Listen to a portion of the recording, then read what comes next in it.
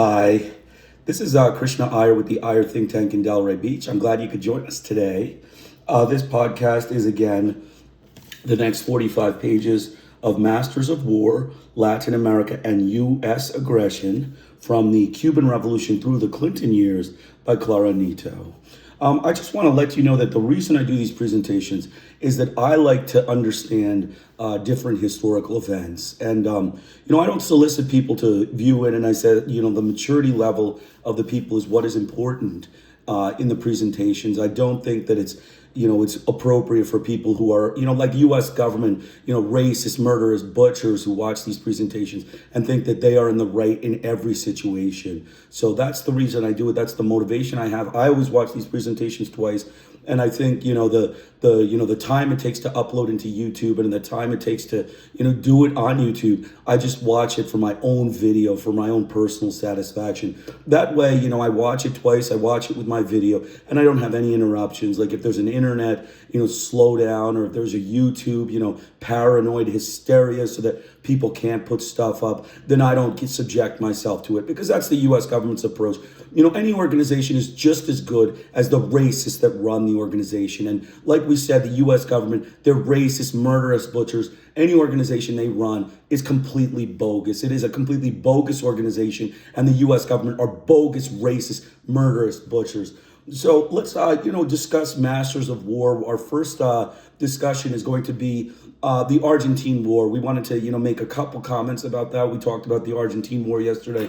The Argentine War, in my understanding, was, an example of American, just complete, non-compliance with established norms, non-compliance with, UN mandates, OAS mandates, all Latin American mandates. The U.S. government was in the wrong in every way, in their vicious help of Great Britain. They gave all the weapons, hundreds of millions of dollars, satellite information of Argentine's military apparatus and their, military techniques. All of that stuff was provided to Britain so that Britain could use it to win the war. Otherwise, Britain would not have won this war. They would have lost the war. And that is why America is a cheat. It is a group of racist, murderous, butcher cheats. They help their own white friends without giving a damn about the people of, Latin America who are in the third world and needed to improve themselves. The economy of Argentina was not doing well, and they had no interest in, seeing other people's viewpoint on it. It's typical. The U.S. government, any organization they make is a scrap of paper. It is a leaf in the wind, as Clara Nieto says, a leaf in the wind. It is useless to have such organizations because they are garbage dump organizations that the United States government creates. So we said that, Falkland War should have been won by Argentina. England has no business being in the Falkland Islands in the first place because they took it by force in 1833 and were not deemed to be, internationally accepted or recognized in the Falkland Islands. The second thing we wanted to talk about is Salvador Allende and, Augusto Pinochet in Chile. We have seen American subversion over and over again. Multiple places, American racist, murderous butchers have done all sorts of bad things in, Latin America, in Asia, and in Africa.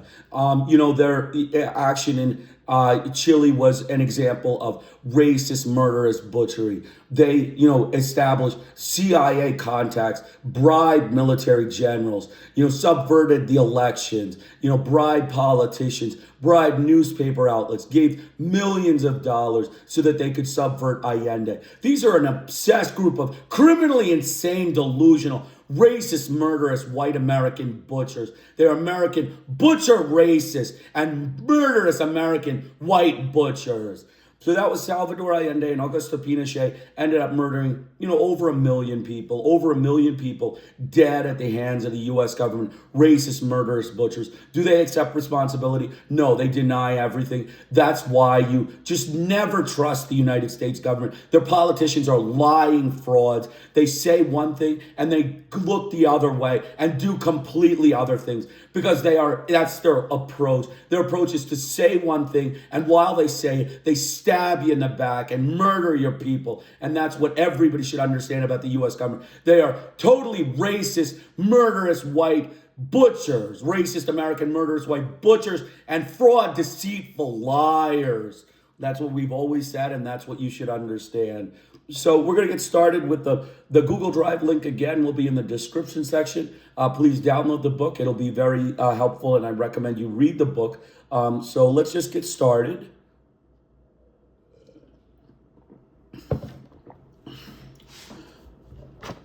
So please download the Google Drive link in the description section. It will be available in the description section. We discussed most prominently the Argentina story. This included the highly repressive regimes by the U.S. government, racist, murderous butchers who supported Videla and Viola in their campaigns of racist torture, murder, and disappearances of Hispanics. The typical anti-Hispanic murderous butchery and torture by the U.S. government was revealed in this chapter. Then we spoke about the racist, white, murderous British government butchers in a historical analysis that the Western fraud, liars, and deceitful propagandists hide from the third world. It is important to understand this history of the Falklands War very thoroughly. The British government had illegally occupied the Falkland Islands in 1833, waged a racist war of subjugation and aggression against the Hispanics of Argentina.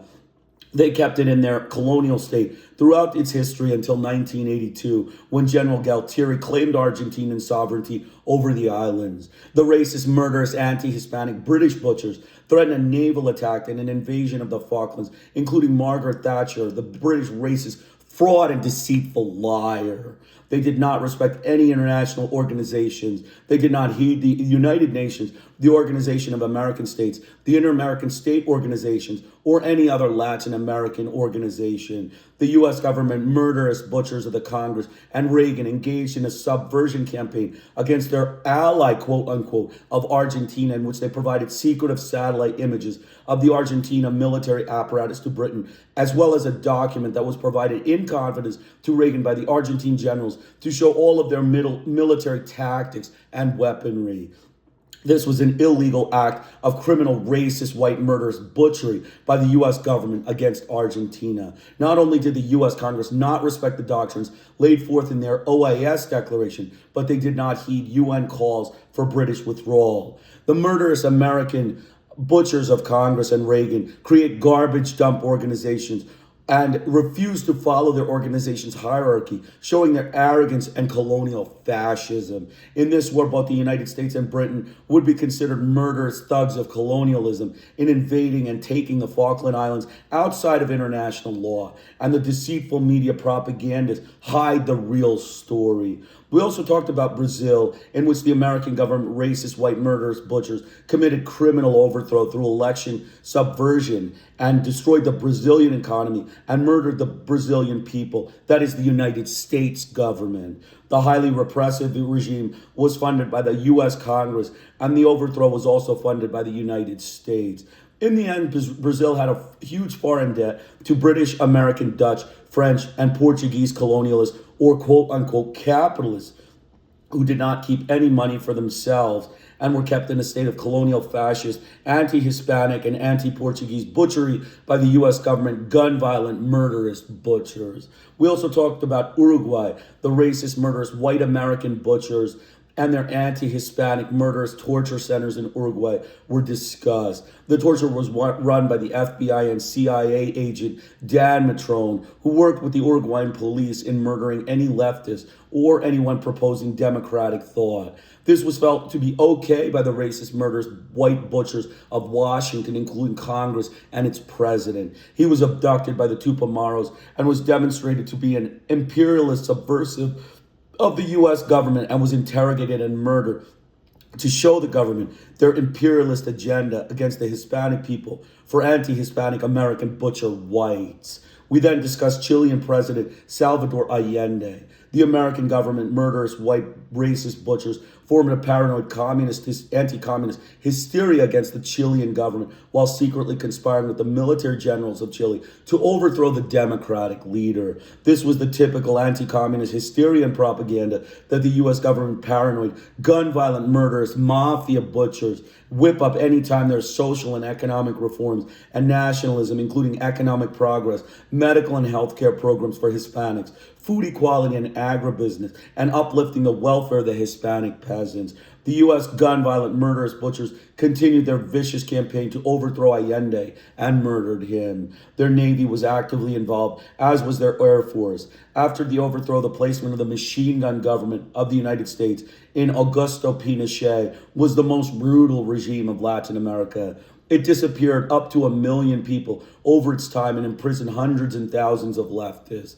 We can gauge American real intent in Latin America through the effects of these military regimes. We see the economy crumble to American and European capitalist interests, rising foreign debt, increased unemployment, siphoning off all the natural resources from the country's reserves into the United States Treasury, and the people faced mass starvation and mass torture. The anti-Hispanic murderous American white butchers and their European fascist collaborators of capitalism only sought to destroy these people's lands and murder as many people, keep torture out of the people as norm, and run off with the money of the countries. The colonial murderous butchers of the U.S. government and their Latin American campaign, including their racist war in the Falklands, should be the interest and further studies of scholars to describe in detail what took place since the murderous white American government butchers hide the facts and distort history through their deceitful lies and propaganda of the U.S. mass media. So let's get started. We're going to go probably like 55 pages. We're starting at page 312. So we're going to be starting at page 312. It's Reagan's Wars. So let's get started. The anti-communist crusade in Central America. When Ronald Reagan burst onto the scene as a viable potential candidate with an avalanche of conservative and anti-communist ideology and bellicose anti-Soviet rhetoric worthy of the McCarthy era, both the United States and the world were given the preview of stormy days ahead. The detente of the 1970s became history. Reagan's aims were militaristic, and his first priority was to increase the United States' power in relation to the Soviet Union, which he held responsible for international terrorism and communist expansion in Latin America by way of Cuba and Nicaragua. Reagan's proposals at the Republican Convention and those in the Santa Fe Committee report prepared for his campaign by conservatives of the new rights and civilians connected with the military-industrial complex signaled a change in the direction of the United States foreign policies.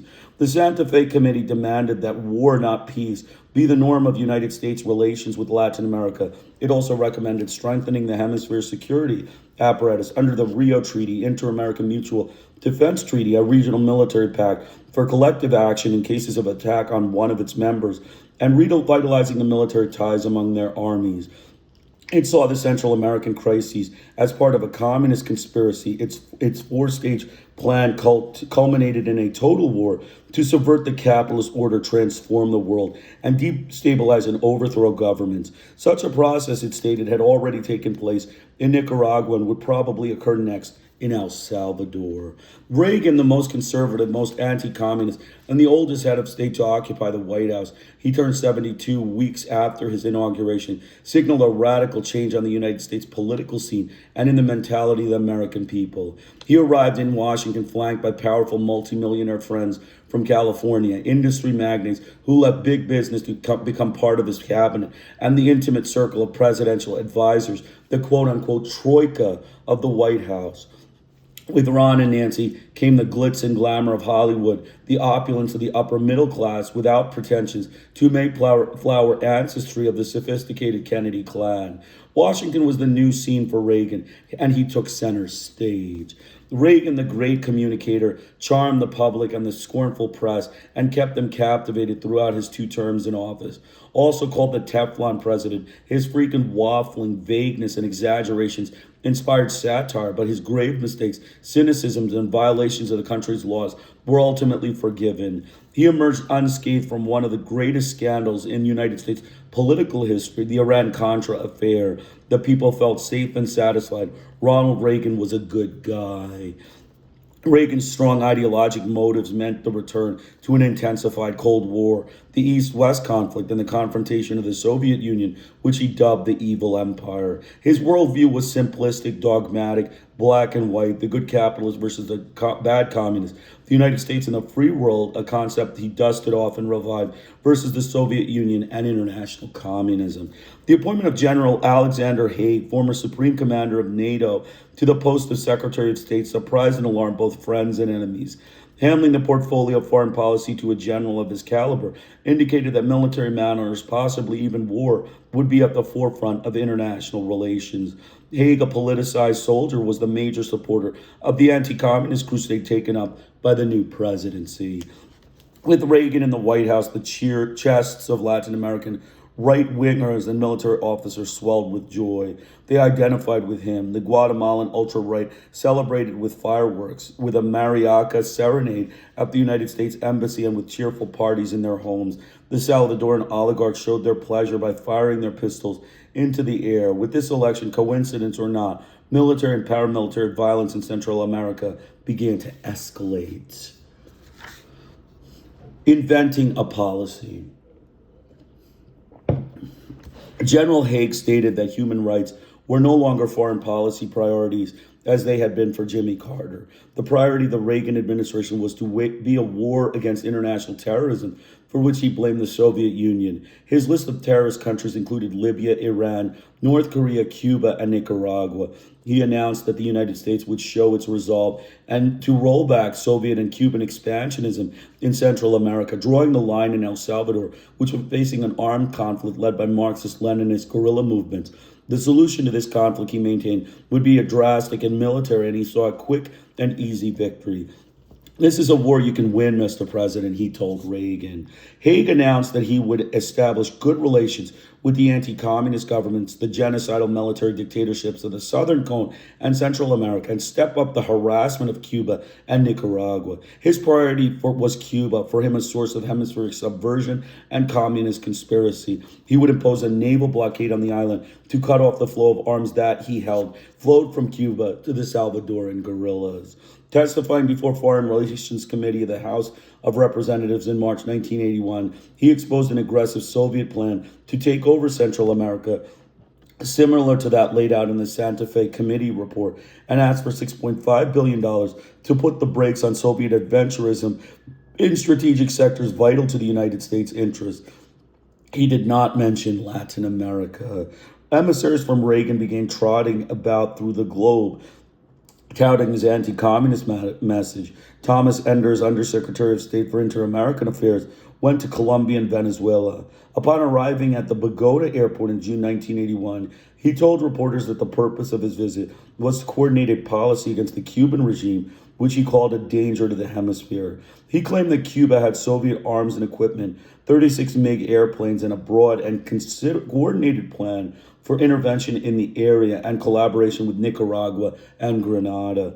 He added that his country would not refuse to request to purchase arms, which Venezuela had already made, to make a stand against this threat.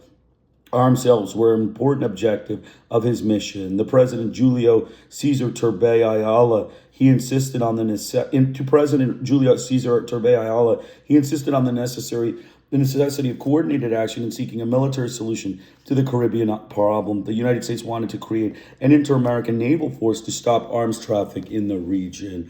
The Reagan-Haig policies concerning Central America went only one way militarily. There was immediately opposition from parts of Congress, influential newspapers, and public opinion to the military assistance and the dispatch of military advisors, Green Berets, being sent to El Salvador. They saw Vietnam written all over the move. At once, groups and movements arose in support of the struggles of the Salvadoran people, their fervor reminiscent of the anti-war movements that emerged in the 1960s. Just 2 months after Reagan's inauguration, opinion polls showed that 60% of the people were opposed to military aid to El Salvador, and only 2% approved. Within the higher levels of government, there was concern about this internal opposition, which was expanding throughout the country. There were demonstrations in various cities and about the isolation the country was beginning to feel from the rest of the continent. The majority of the governments were in favor of negotiated solutions to these conflicts, uncomfortable with the militaristic image of its policies and the wide criticism they elicited as a counterbalance to the administration proposed a plan for economic aid. In July 1981, Haig convened a meeting of the chancellors of Canada, Mexico, and Venezuela in Nassau in the Bahamas to study the Caribbean situation and present a program of economic aid for the region. Colombia protested that it was not invited. At this meeting, Haig established the basic principles of the Caribbean Basin Initiative, introducing it as a mini Marshall Plan that Reagan would launch the following February. Aside from the United States, contributors included Mexico, Venezuela, Canada, and also Colombia, and the beneficiary countries would be all except Cuba, Grenada, and Nicaragua. The initiative, more modest than the Alliance for Progress in both funds and objectives, would provide tax-free access to United States markets for non-traditional products from these countries. The $350 million he offered to underwrite the program's initiation was a modest sum. In the final analysis, this plan would particularly benefit multinational corporations and United States investors and increase the dependency of the beneficiary nations on American markets. In the White House political kitchen, with its many chiefs, there were some who opposed Haig's militaristic plans.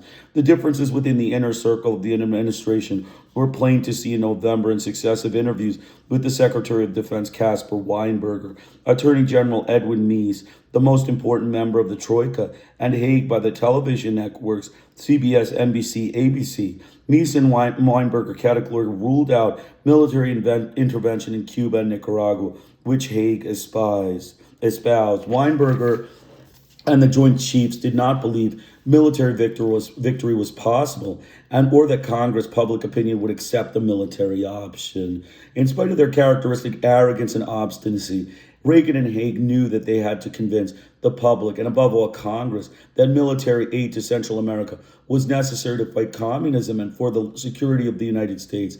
They exaggerated the facts, distorted the truth, spread false reports, and told outright lies to justify the growing United States military presence in El Salvador and Honduras, thus providing a rationale for the more extreme measures they considered taking in the near future. Lighting the wick. In the narrow view of foreign policy taken by the Reagan administration, the Central American crises were part of the East-West conflict. The triumph of the Sandinista revolution in Nicaragua and the guerrilla struggle in El Salvador were perceived as an expansion of international communism. Reagan made this region the principal, if not the only, focus of his inter-American policies during his 8 years in office. A few days before Reagan's inauguration of the Salvadoran guerrillas, the Farabunda Marti National Liberation Front, FMLN, launched its final offensive. Carter sent emergency military aid to the Green Berets. A week after he took office, Reagan increased this aid substantially. Thus began the United States immersions in an eventual takeover of the Salvadoran Civil War. Again, Carter sent emergency military aid and the Green Berets to El Salvador. Under a banner of anti-communism, Reagan's objectives were the military defeat of the Salvadoran guerrillas and the overthrow of the Sandinista government in Nicaragua. Keeping Congress in the dark, the CIA started a clandestine operation, organizing Nicaraguan revolutionaries into a paramilitary force. Reagan kept up this secret war through his 8 years as president. Honduras was shared common borders with Nicaragua. Guatemala and El Salvador, all three of them countries with internal conflicts, became the springboard for regional military operations. Although Reagan did not discount the possibility of direct military intervention in those countries, his strategy was that of low-intensity conflict, giving multi-million-dollar military aid and sending Green Berets without involving his regular troops. Throughout the Reagan years, military maneuvers in the Caribbean and along the Honduran border with Nicaragua followed upon the other almost without interpretation. The volume and extent of these maneuvers were unprecedented. They were threatening displays of force that included hundreds of fighter planes, warships, frigates, gigantic aircraft carriers, and thousands of troops stimulating invasions and ground operations, some at Guantanamo. The governments of the hemispheres, frightened by such shows of force, they saw them as a prelude to military intervention in Cuba, Nicaragua, or El Salvador, opposed this aggressive militarist policy as dangerous. They felt it solved none of the conflicts which arose from poverty, inequalities, grave and endemic and unresolved social and economic problems, and the people's frustrations with decades of injustice, criminal disregard, violence, and brutal repression. In 1983, following President of Colombia Belisario Betancourt's quick and successful tour of Mexico, Venezuela, and Panama. Its objective was to forge a negotiated peace and put an end to United States military intervention in the region. Contadora was founded. From the outset, the Reagan administration boycotted all of their efforts. For Central America, the 8 years of Reagan's presidency resulted in the period of the greatest violence, the most severe tensions, the worst dangers, the most extreme social polarization, and the most extensive and brutal violations of human rights ever recorded.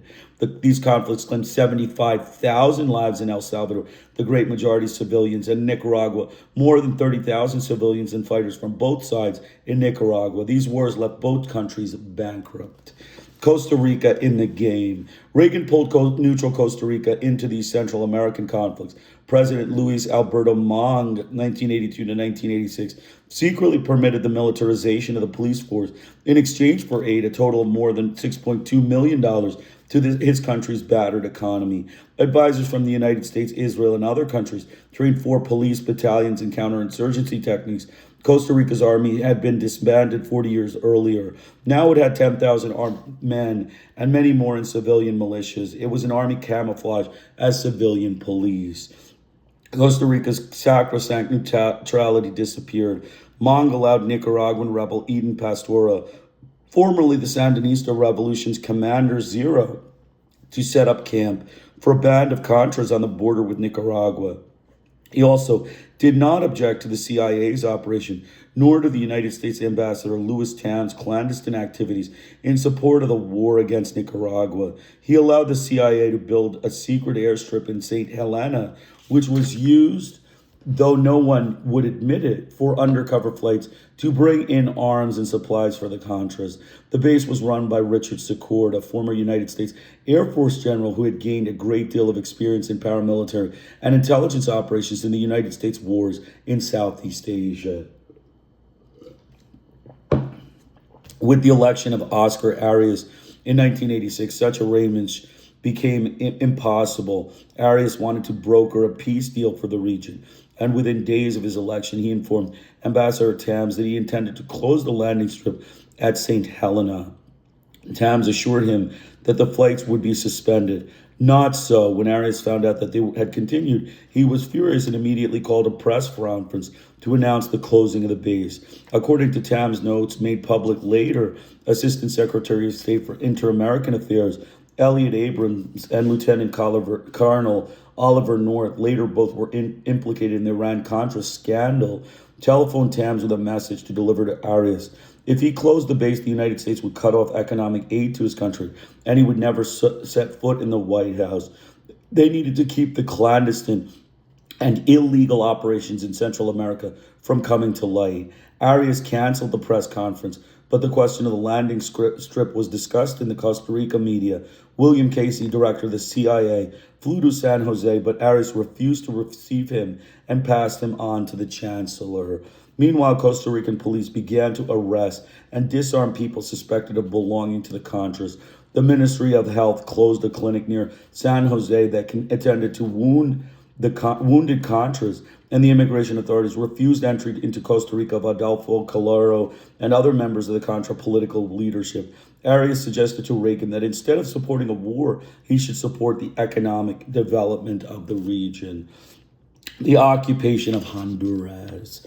The militarization of Honduras, the region's poorest country, began immediately when Roberto Suazo Cordova donned the presidential sash in 1982 as the first civilian head of state not chosen by the military after decades of military dictators. He found that Colonel Gustavo Alvarez, the Honduran strongman and chief of the previous regime's security forces, had already made a pact with the Pentagon and the CIA. Honduras would serve as a base for military operations against Nicaragua and in support of the anti-guerrilla struggle in El Salvador. Before his inauguration, Suazo Cordova was informed by Alvarez the masters of internal public order and foreign relations would be the domain of the armed forces, and he must not interfere in military affairs. Suazo had no choice but to accept this condition. Under pressure from the State Department, he was forced to raise Alvarez to the rank of general and appoint him Minister of Defense. Suazo Cordova was in the hands of the military and Washington. Honduras and the United States proceeded to amend the Mutual Assistance Program, MAP, established in 1954, to legalize the United States military occupation. In 1988, it was again amended to expand its range even further. The United States began the construction of 19 bases and landing strips and started opening access roads to the Nicaraguan border. At these bases, the United States installed 15,000 soldiers from its Rapid Response Force and Green Berets, as well as from the Nicaraguan Democratic Forces, FDN, as the CIA dubbed the Nicaraguan Contras. Palmarola, about 40 miles from Tegucigalpa, in the middle of the country, became the most important United States base in the region, even more important than its bases in Panama. There, the United States trained the Honduran and Salvadoran armies and the Contras forces and carried out constant maneuvers.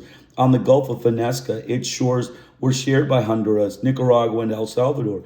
The United States built an air and naval base, and on Tiger Island in the Gulf, and on the Sierra de Mole of the United States set up radar stations. It also took over Honduran ports to deepen them for the berthing of warships. Although the treaties recognized that the bases belonged to Honduras, they remained under United States control and outside of the Honduran government's peripheral vision for an indefinite period of time. Honduras had turned into an enormous aircraft carrier, reported Time. Military aircraft entered and left without Honduran government clearance. Travelers arriving at Toncontin International Airport at Camayaguela, near the capital, could see American troop transports and military helicopters on the runways, and young men with crew cuts in fatigues everywhere. The gringos nicknamed Honduras our little whore in Central America, quote unquote. Honduras was effectively occupied by United States military forces and Contras imposed by the United States, whose bases were foreign territory outside Honduran control. The training of Salvadoran troops at Palmarola, also imposed by the United States, was an affront to the Honduran people, considering the rout Honduras had suffered in the so-called soccer war with El Salvador in July 1969. During Reagan's terms in office, military and economic aid to Honduras was the second highest in Latin America. Nevertheless, a substantial part of that economic aid had to be turned over to the CIA to support FDN operations. This was the way Washington avoided supervision by Congress, which expressly forbade such aid. The Honduran government collaborated in all the Reagan administration's illegal activities in support of the secret war in Nicaragua. It aided the clandestine work set up by Lieutenant Colonel Oliver North to arm the FDN by providing counterfeit import licenses. The Honduran army participated in joint military maneuvers with the United States on Honduran territory, operations used by the Pentagon behind Congress's back to build a military infrastructure for the Contras, to arm them and to give the Contras logistic support by covering their retreat from Nicaragua. At the time, the CIA's most important station was in Tegucigalpa. It was the command center for the biggest United States paramilitary operation since Vietnam. Its chiefs were the commanders in the shadow of the FDN. By 1983, the operation included more than 150 agents and former Green Berets, personnel reassigned from the Pentagon, Cuban veterans of the Bay of Pigs, and foreigners under contract. In a country of 3 million inhabitants, the American military presence and the swarm of secret agents was overwhelming. The CIA installed its high security headquarters in a rented house near the Toncontin airport and filled it with powerful and sophisticated communication devices linked by satellites with its central directorate in Langley, Virginia. From this headquarters and with the collaboration of Argentine advisors, it ran the war against Nicaragua. Reagan's ambassador to Honduras, John Negroponte, was a man with a long experience in intelligence and clandestine activities in Southeast Asia. The importance Reagan had assigned to the war against Nicaragua was demonstrated in this appointment. The Tegucigalpa embassy moved from Category 4, the lowest rung in the State Department's classification system, to Category 2. It was staffed by 147 diplomats, including some CIA agents, and 97 military personnel. It was the third largest staff in Latin America, behind only Mexico and Brazil. Relations between the Minister of Defense, General Alvarez, and the ambassador, the Hondurans had dubbed him Master, were excellent since they quote-unquote shared power. They discuss what needs to be done, and then Alvarez does what Negroponte tells him to do, stated the Honduran official. Suazo's foreign policies cued from Washington and the overwhelming United States and Contra military presence created a profound malaise among the Honduran people and the military. Both popular and student protests erupted against the government, a new phenomenon for having sold out Honduras to the United States and for collaborating in the war against Nicaragua. Suazo suffered bitter criticism from the media. In 1979, Honduras saw its first guerrilla movements, the Cinchonero Movement for National Liberation and the Lorenzo Zelaya Popular Revolutionary Forces. Both claimed responsibility for bank robberies, kidnappings, and assassinations. In 1981, they hijacked an airplane, exploded a bomb in Congress, fired on the U.S. Embassy, and assassinated 2 American officers. The following year, they occupied the San Pedro Sula Chamber of Commerce and held 105 hostages. Honduras was beginning to resemble its neighbors. It became a cauldron of military, paramilitary, and guerrilla violence, while the people fell victims to a dirty war launched by Alvarez. There were also countless murders, kidnappings, rapes, and robberies by the Contra forces.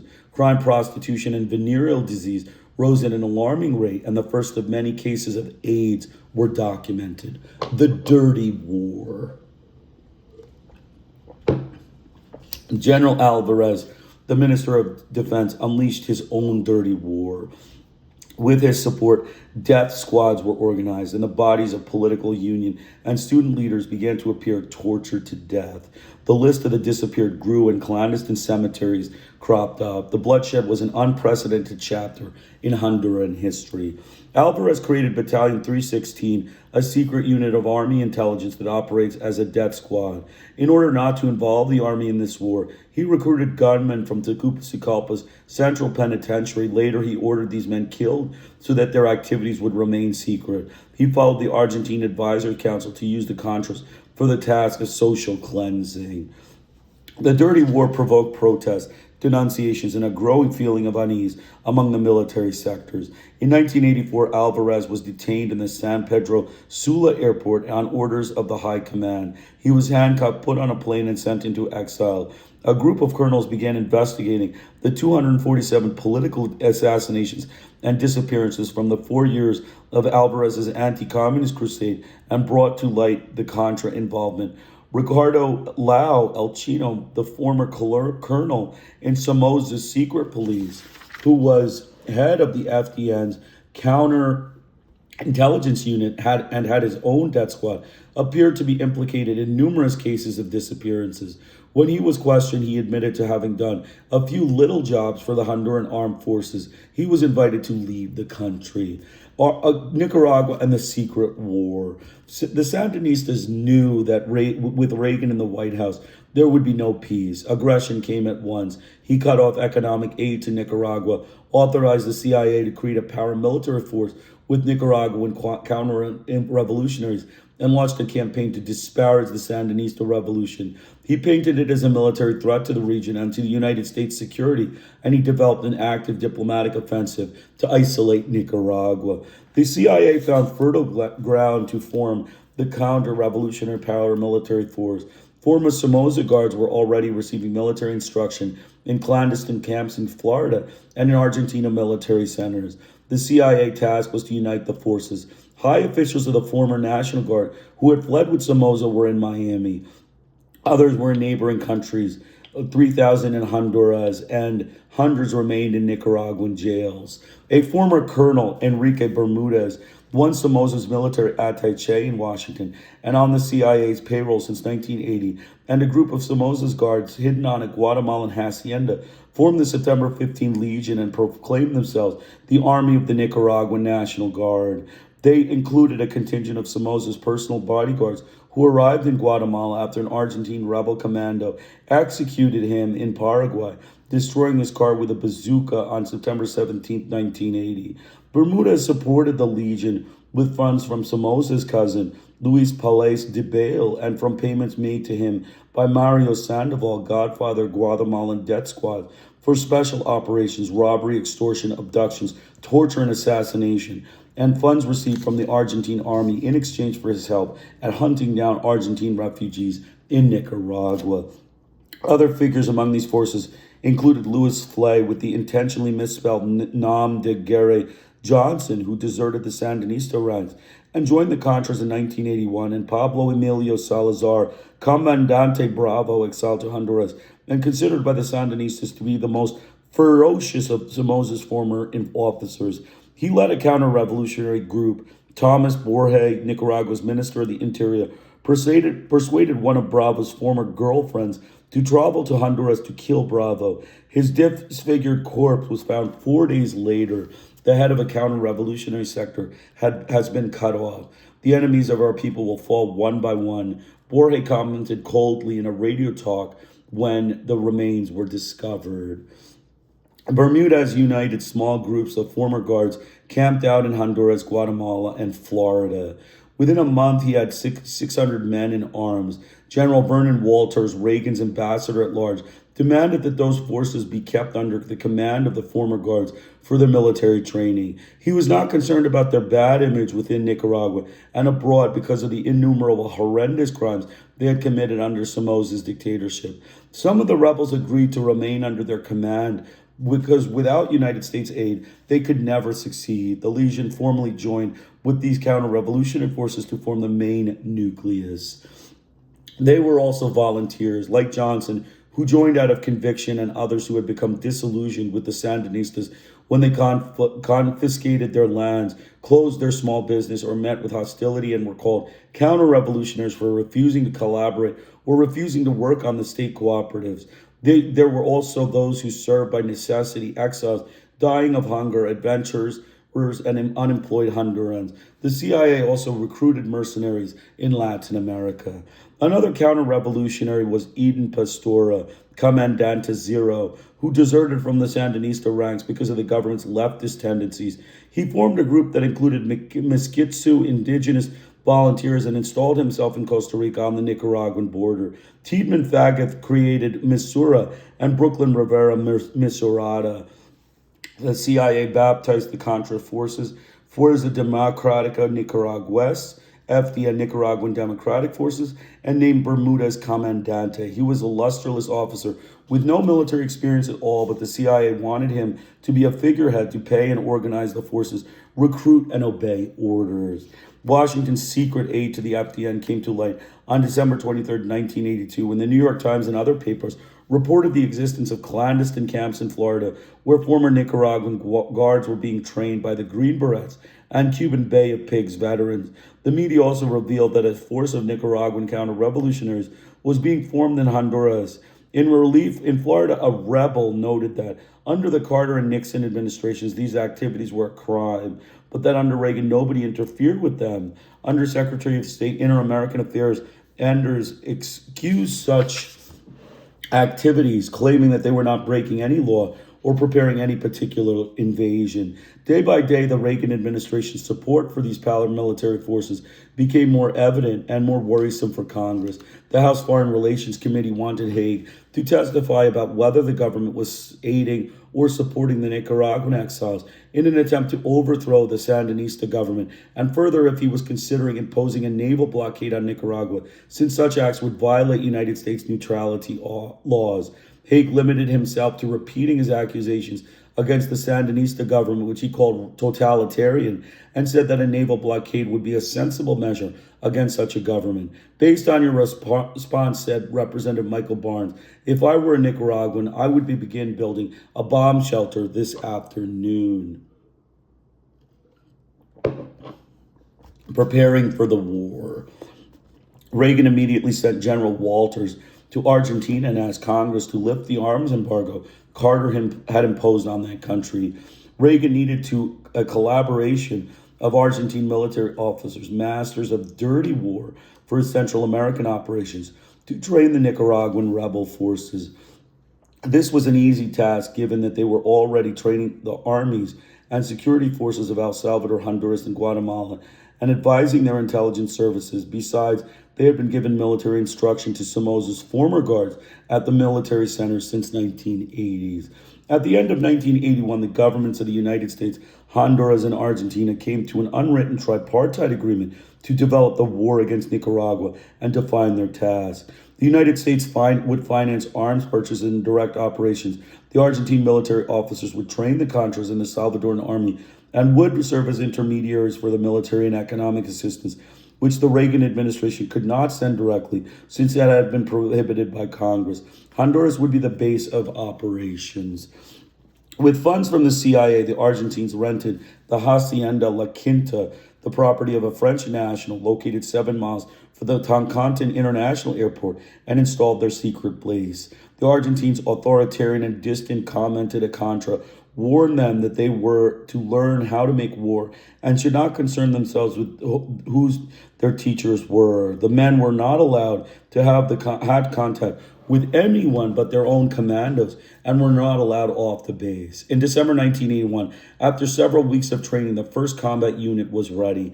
These men were issued blue uniforms, explosives, and detonators and taken to the border. They left La Quinta at night and hid in the Honduran military trucks.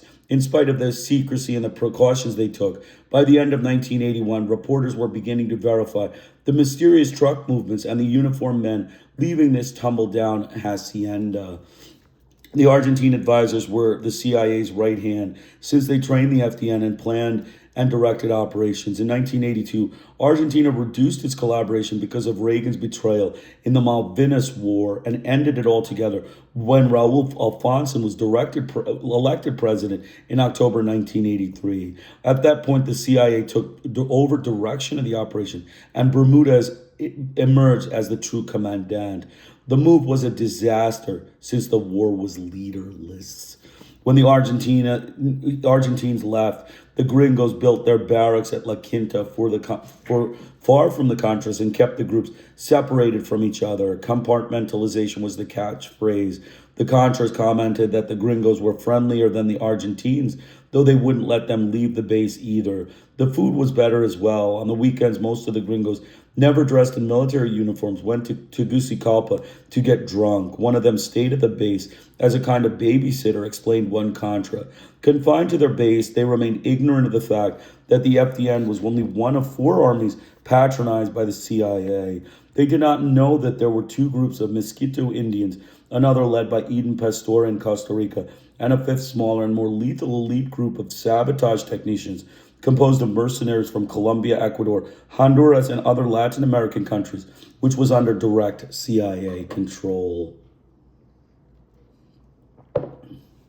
The CIA placed great hopes in Eden Pastora, the flamboyant Commander Zero, who resigned from his post as Vice Minister of Defense, escaped to Panama in 1982, went to Costa Rica and installed a group of counter-revolutionaries on the Nicaraguan border. For a year, the CIA gave him $150,000 a month to support the group. When the agency proposed that he open a southern front and join the FDN, and he refused, they cut off his support. Pastor declared that he would never join the fascist and genocidal former Somoza Guards on orders from the CIA in Washington. Before I'll work with them, he said, the CIA will have to kill me. In May 1984, during a press conference with several foreign journalists at La Pensa, Costa Rica, a small hunting lodge on the San Juan River, an attempt was made on Pastora's life. Some of those present were killed and others were gravely wounded. Pastora was seriously wounded. Many saw the long arm of the CIA behind this assassination attempt. Tired and frustrated with the lack of support for his movement, Pastora announced in 1986 that he was leaving the guerrilla movement. There is no reason, he announced, for another Nicaraguan to die, since there is no possibility of a military victory. The government of Oscar Arias has already told him that he was no longer welcome in its country. The CIA in Bermudez lost a valuable ally when General Alvarez was arrested and sent to another country by his comrades in arms. The Honduran military officers distanced themselves but agreed to cooperate. Henceforth, they stated the operations would be entirely the responsibility of the United States. In December 1981, the FDN launched its first operation against Nicaragua, Red Christmas, with the objective of establishing a liberated zone and installing a provisional government, quote unquote, to which the United States would give military aid. It was meant to signal the beginning of the collapse of the Sandinismo. While they did not succeed, they did manage to kill 60 campesinos and torture and assassinate 7 Sandinista soldiers.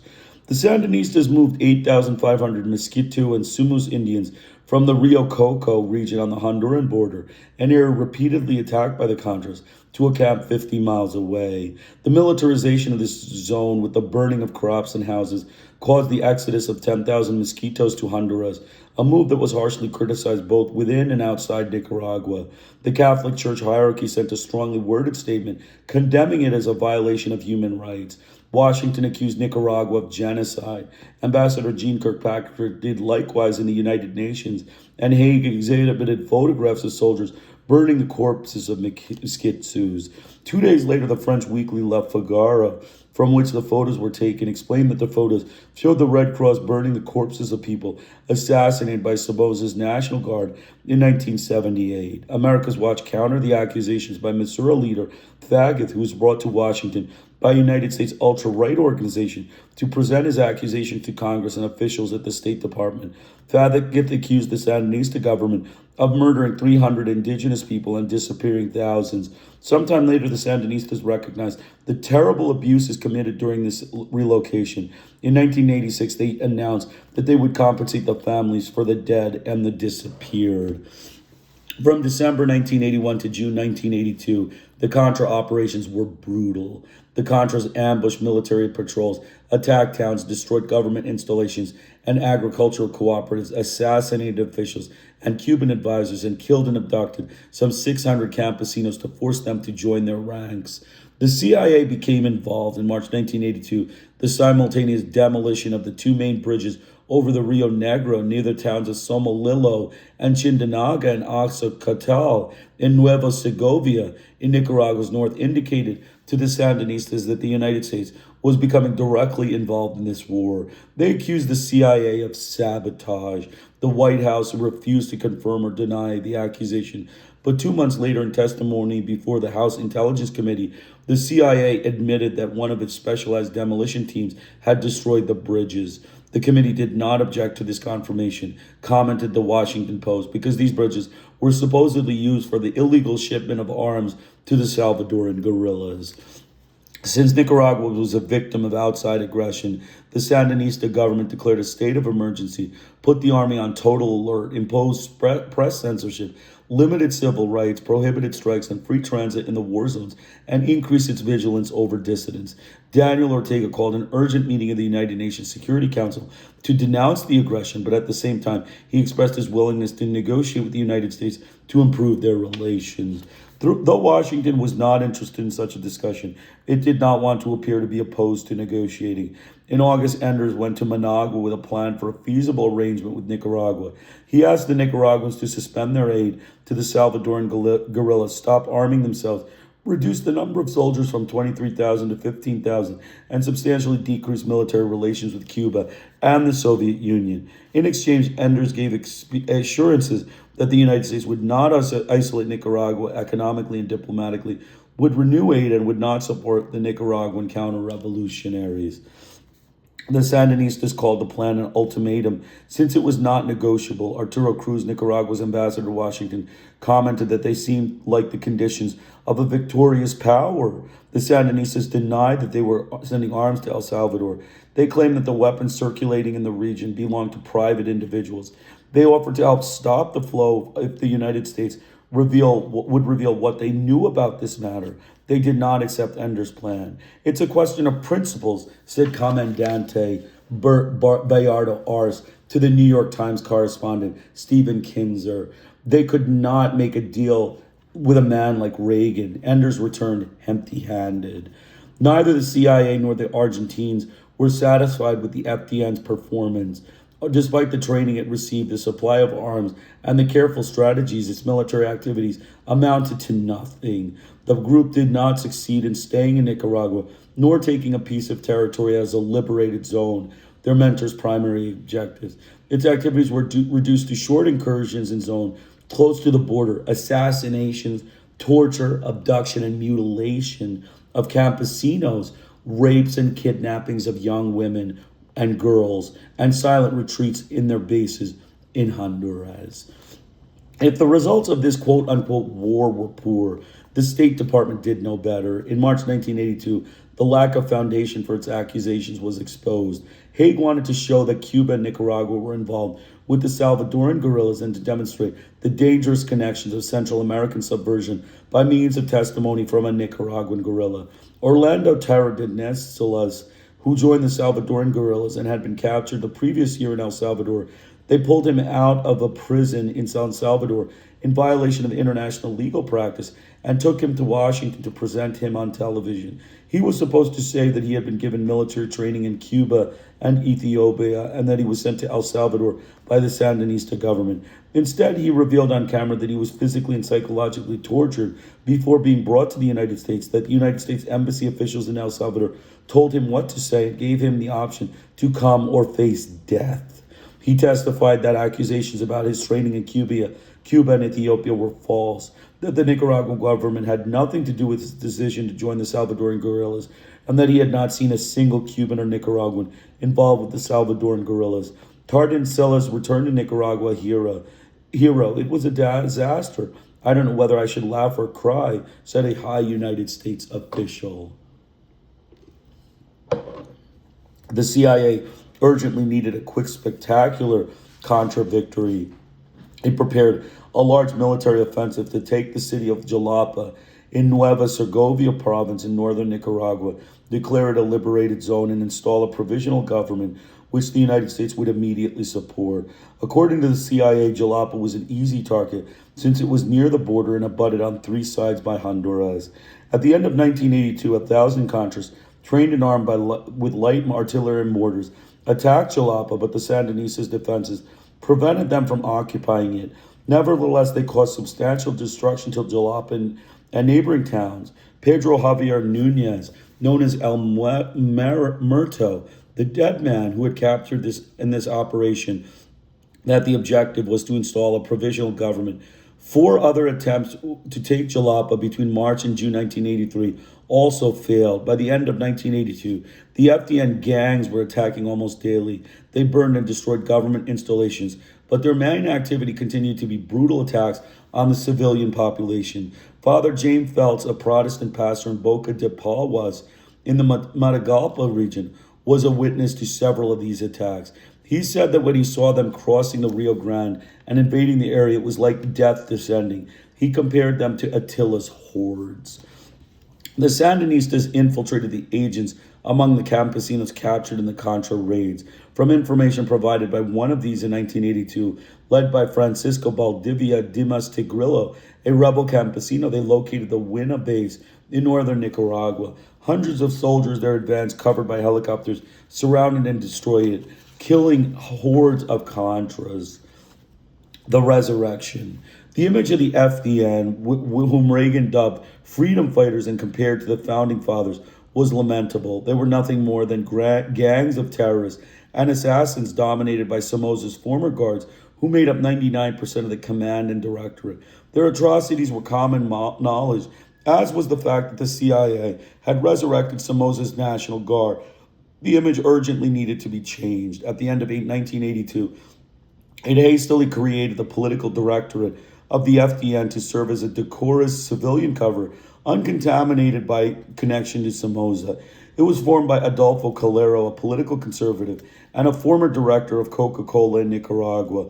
Alfonso Rebelo, a former member of the Sandinista junta and president of the Movimiento Democrático Nicaraguan Democratic Movement, or MDN, a faction of ARDE movement created by Pastora. Edgar Chamorro, the FDN spokesman, a former Jesuit who took off his priestly robes in 1969. Alfonso Callejas, a former vice president of Nicaragua until his break with Somoza in 1972. Lucia Salazar, the widow of assassinated anti-Sandinista conspirator Jorge Salazar. Indalecio Rodriguez, the doctor and former dean of the university, and the former Colonel Enrique Bermudez, the only one tainted by Somozismo. Commander of the FDN, Calero accepted the presidency of the directorate and the post of commander-in-chief of the FDN and moved to Miami. Arturo Cruz called the members of this directorate, who were generously paid by the CIA, and installed luxurious offices in residence in exclusive neighborhoods of Miami, the Key Biscayne Mafia, quote unquote. In March 1985, after being recruited by North, Cruz joined this mafia and began publicly supporting the United States aid to the FDN, defending the rebels, justifying their atrocities. He blamed Sandinista intelligence and lobbying Congress to renew military aid to the group. At a certain point, he admitted to having secretly received money from an organization connected with the CIA. He resigned in 1987. In the middle of 1983, the CIA discovered that the FDN had its own courts, its own prisons, its own torture chambers and clandestine cemeteries where it buried those it executed. Other corpses were thrown in the river or buried inside Nicaragua so as to leave no traces. Women prisoners were raped daily. Such display of brutality terrorized even the Contras. In 3 years of war, the CIA never concerned with these crimes, not because it was unaware of them, since the agency had been monitoring the FDN's activity since the previous year. One of its agents, a Major Ricardo of Colombian extraction, went every day from camp to camp, refugee to refugee, commander to commander, asking questions and taking notes on what he saw and heard to report to his superiors. The CIA also paid informants in the FDN ranks. It had them in every base and unit. One of them was Ernesto Ortego, a former lieutenant in Somoza's Guard, and Bermudez's personal secretary. The CIA was shocked, not by the crimes, but by the thievery and embezzlement it discovered. At least half of what Bermudez paid for the support and salaries of these forces went into his pockets, and those are the group personnel closest to him. The forces were hungry, and their commanders went unpaid. The agency also discovered that they were selling weapons to the Salvadoran guerrillas. But what bothered it most was the evidence that in the past 3 years, Bermudez and the commanders installed in Tegucigalpa were increasingly less concerned with the quote-unquote war. They passed the night in bars or playing roulette at the Hotel Maya casino, surrounded by whores, while the secret war became the big news in the United States Congress began to consider cutting off CIA funds for the operations in Central America, wrote American journalist Sam Dillon.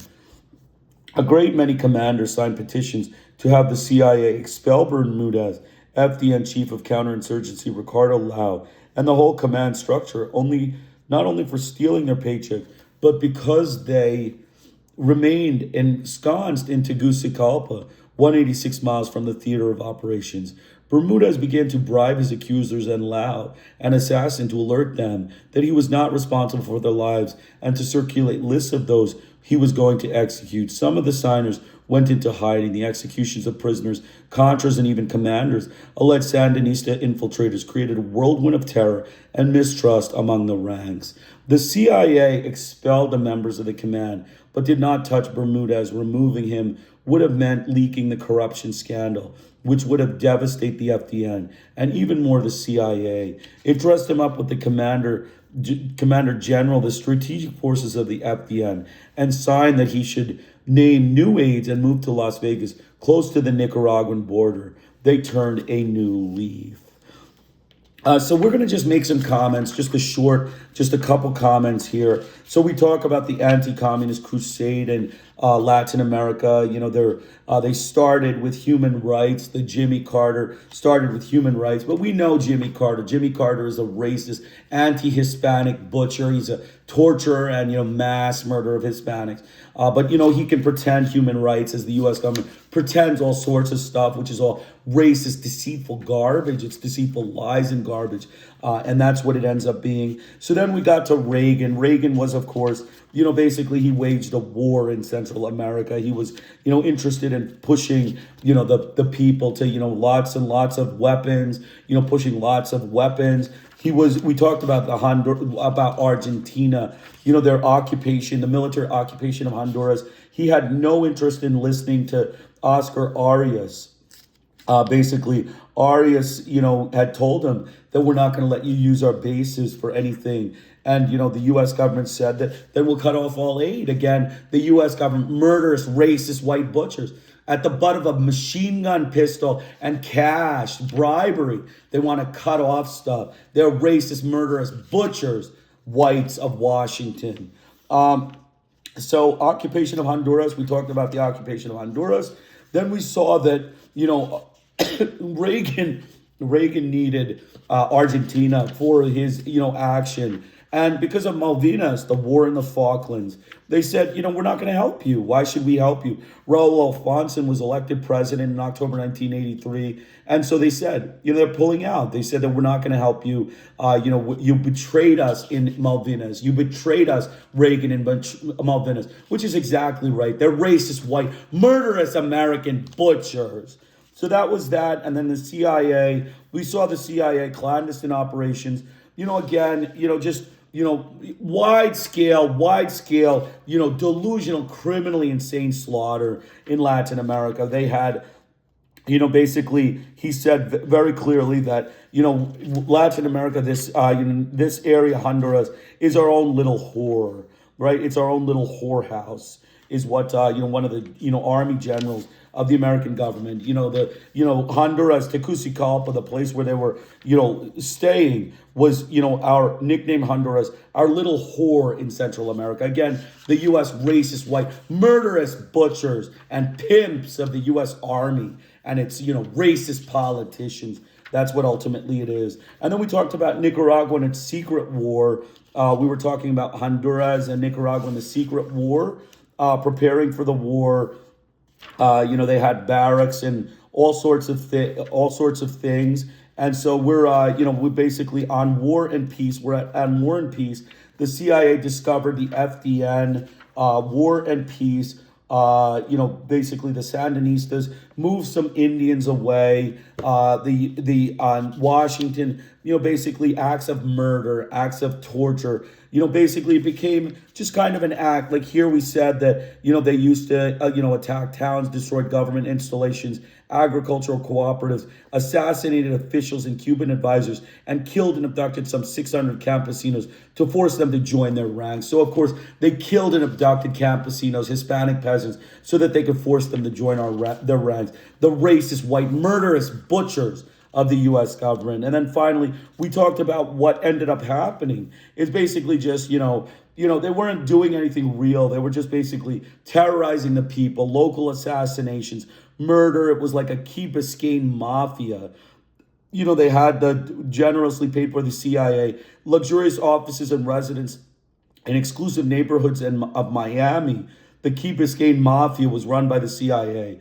But ultimately, the Contras, they ended up just being like an organization on the border that would murder, assassinate, torture, just local peasant murder. And that's what, the U.S. government, the standard thing, the U.S. racist, murderous American white butchers. So continuing on War and Peace. As President Reagan's Congress approved a request, Congress approved a multi-million-dollar fund for military aid to El Salvador and other grants, equally generous to stop the supposed flow of arms to the Caribbean. Congress did not know that the payments meant to stop this flow went instead to support the war against Nicaragua. CIA Director William Casey, who was responsible for informing the Intelligence Committee about operations in Central America, gave false information, assuring the committee that these payments were used only for the purposes Congress had intended. In turn, Haig continued denouncing Nicaragua. He claimed that the unusual buildup of its military power with Soviet weapons threatened the security of its neighbors, and the United States Enders did the same, claiming that Cuba was becoming a base for military operations in the Caribbean. Nicaraguan Minister of Defense Humberto Ortega responded that Nicaragua did not have to account to anyone for the weapons it acquired, and much less to those who are carrying out a campaign against us. In his turn, he denounced Washington's plans for invading his country with the Nicaraguan mercenaries it was training in clandestine camps in Florida.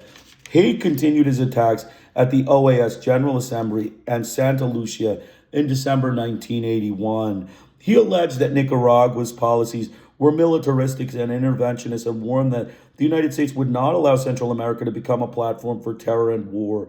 Nevertheless, he expressed his government's willingness to improve relations We do not close the doors, he said. From Managua, Daniel Ortega responded that the door be left open was so low that in order to pass through it, we would have to do so on our knees. In January 1982, at Suazo Cordova's inauguration as president of Honduras, attended by several Latin American presidents, Enders pulled a proposal out of his hat for creating a Central American democratic community. This would not include Guatemala, since General Efrain Rios Mont's genocidal regime would have given a bad name to this institution, created during a time of crisis in defense of democratic values. The presidents of Colombia and Venezuela, Turbay, Ayala, and Herrera Campina, signed on. Enders announced that the United States would also be part of this community, quote unquote. It was a mechanism conceived to oppose Nicaragua. Mexican President Lopez Portillo proposed a peace plan at COPL, Conference of Latin American Political Parties, meeting in Managua in February 1982, and offered himself as a mediator among the parties to resolve what he called the three cruxes of the crisis: the conflict in El Salvador, the tensions between the United States and Nicaragua, and relations between Washington and Havana.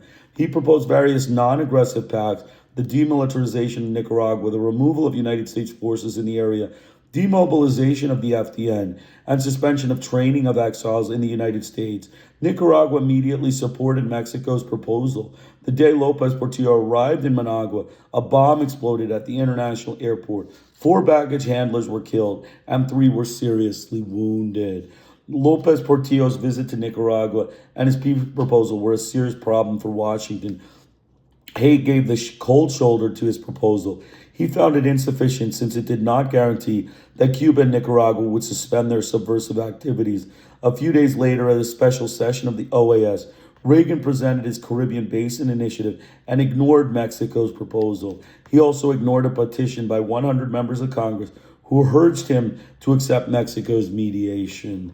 Shortly thereafter, Mexican Chancellor Jorge Castaneda had a long conversation with Haig in New York, and both characterized them as positive. Afterward, he traveled to Havana and interviewed Fidel Castro. In a letter to Lopez Portillo, Castro expressed his willingness to cooperate, but stated that the United States must first promise not to attack its neighbors and to put an end to its continual threats, suspend aid to the genocidal governments of Central America and its subversive activities in the region. The new ambassador to Nicaragua, Anthony Quainton, a former director of the State Department Office for Combating Terrorism, arrived in Managua with an 8-point plan, which was essentially the Enders proposal rejected by the Sandinistas with one addition. Nicaragua was to democratize its policies and hold elections. Nicaragua responded with a 13-point plan and repeated its willingness to negotiate with Washington. It asked that representatives to such talks be high-level, meet in Mexico, and Mexican mediators present. The United States replied that the representatives would have ambassadorial status without Mexican mediators. Honduras and Nicaragua were nearly at war over terrorist activities of the Contras, who were operating from Honduras. Everything pointed out to Washington's involvement with the intention of provoking a conflict so that it could later intervene. Presidents Herrera Campins and Lopez Portillo offered to mediate, and Honduran President Suazo Cordova accepted at once. Without responding to the presidents, Reagan rushed to organize what he termed the Forum for Peace and Democracy in Costa Rica, from which Nicaragua was excluded. Mexico and Venezuela sent their regrets. The meeting was a farce. In mid-1982, the Miami Herald and Newsweek revealed that the Contra War was a CIA operation and that Reagan was breaking the law. He was using funds meant to stem the arms flow back to the war against Nicaragua. To this point, he had presented no evidence that any arms had been captured or even that the arms flow existed. Dean Hinton, the former ambassador in El Salvador, assured the Senate Foreign Relations Committee that not even a pistol had been seized. Honduran Army Captain Gonzalez, commander of the fleet of speedboats called Piranhas, whose job was to stop such trafficking in the Gulf of Venezuela, said that for an entire year he had not seen so much as a single weapon. To keep this diversion of funds from continuing, the House unanimously passed the Boland Amendment in December, introduced by Representative Edward Tip Boland, prohibiting the CIA, the Defense Department, and any other department or intelligence agency from using fiscal 1983 to 1984 funds directly or indirectly for operations whose goal it was to overthrow the Nicaraguan government or foment war between Nicaragua and Honduras. These funds could only be used to stem the flow of arms to the Salvadoran guerrillas.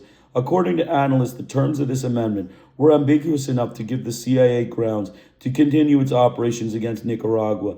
Reagan signed the bill into law and proceeded to ignore it.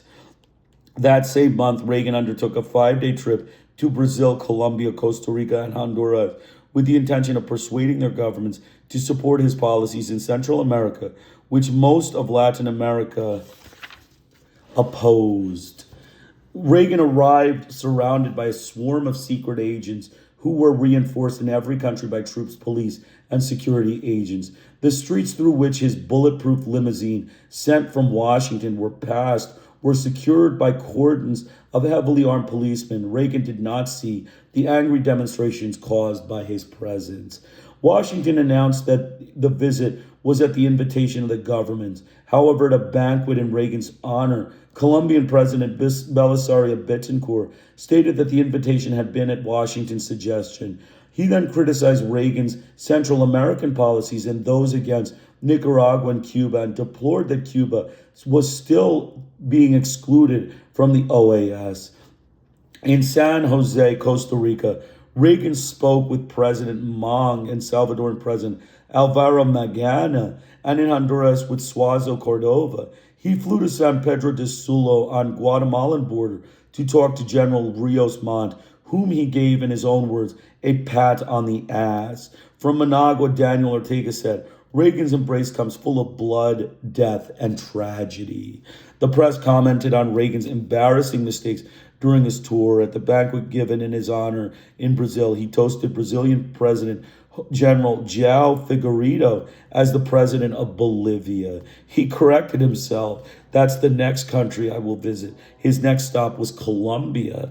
Returning to Washington, he said that he, quote unquote, learned a lot about Latin America and that he was surprised to see that they were individual countries.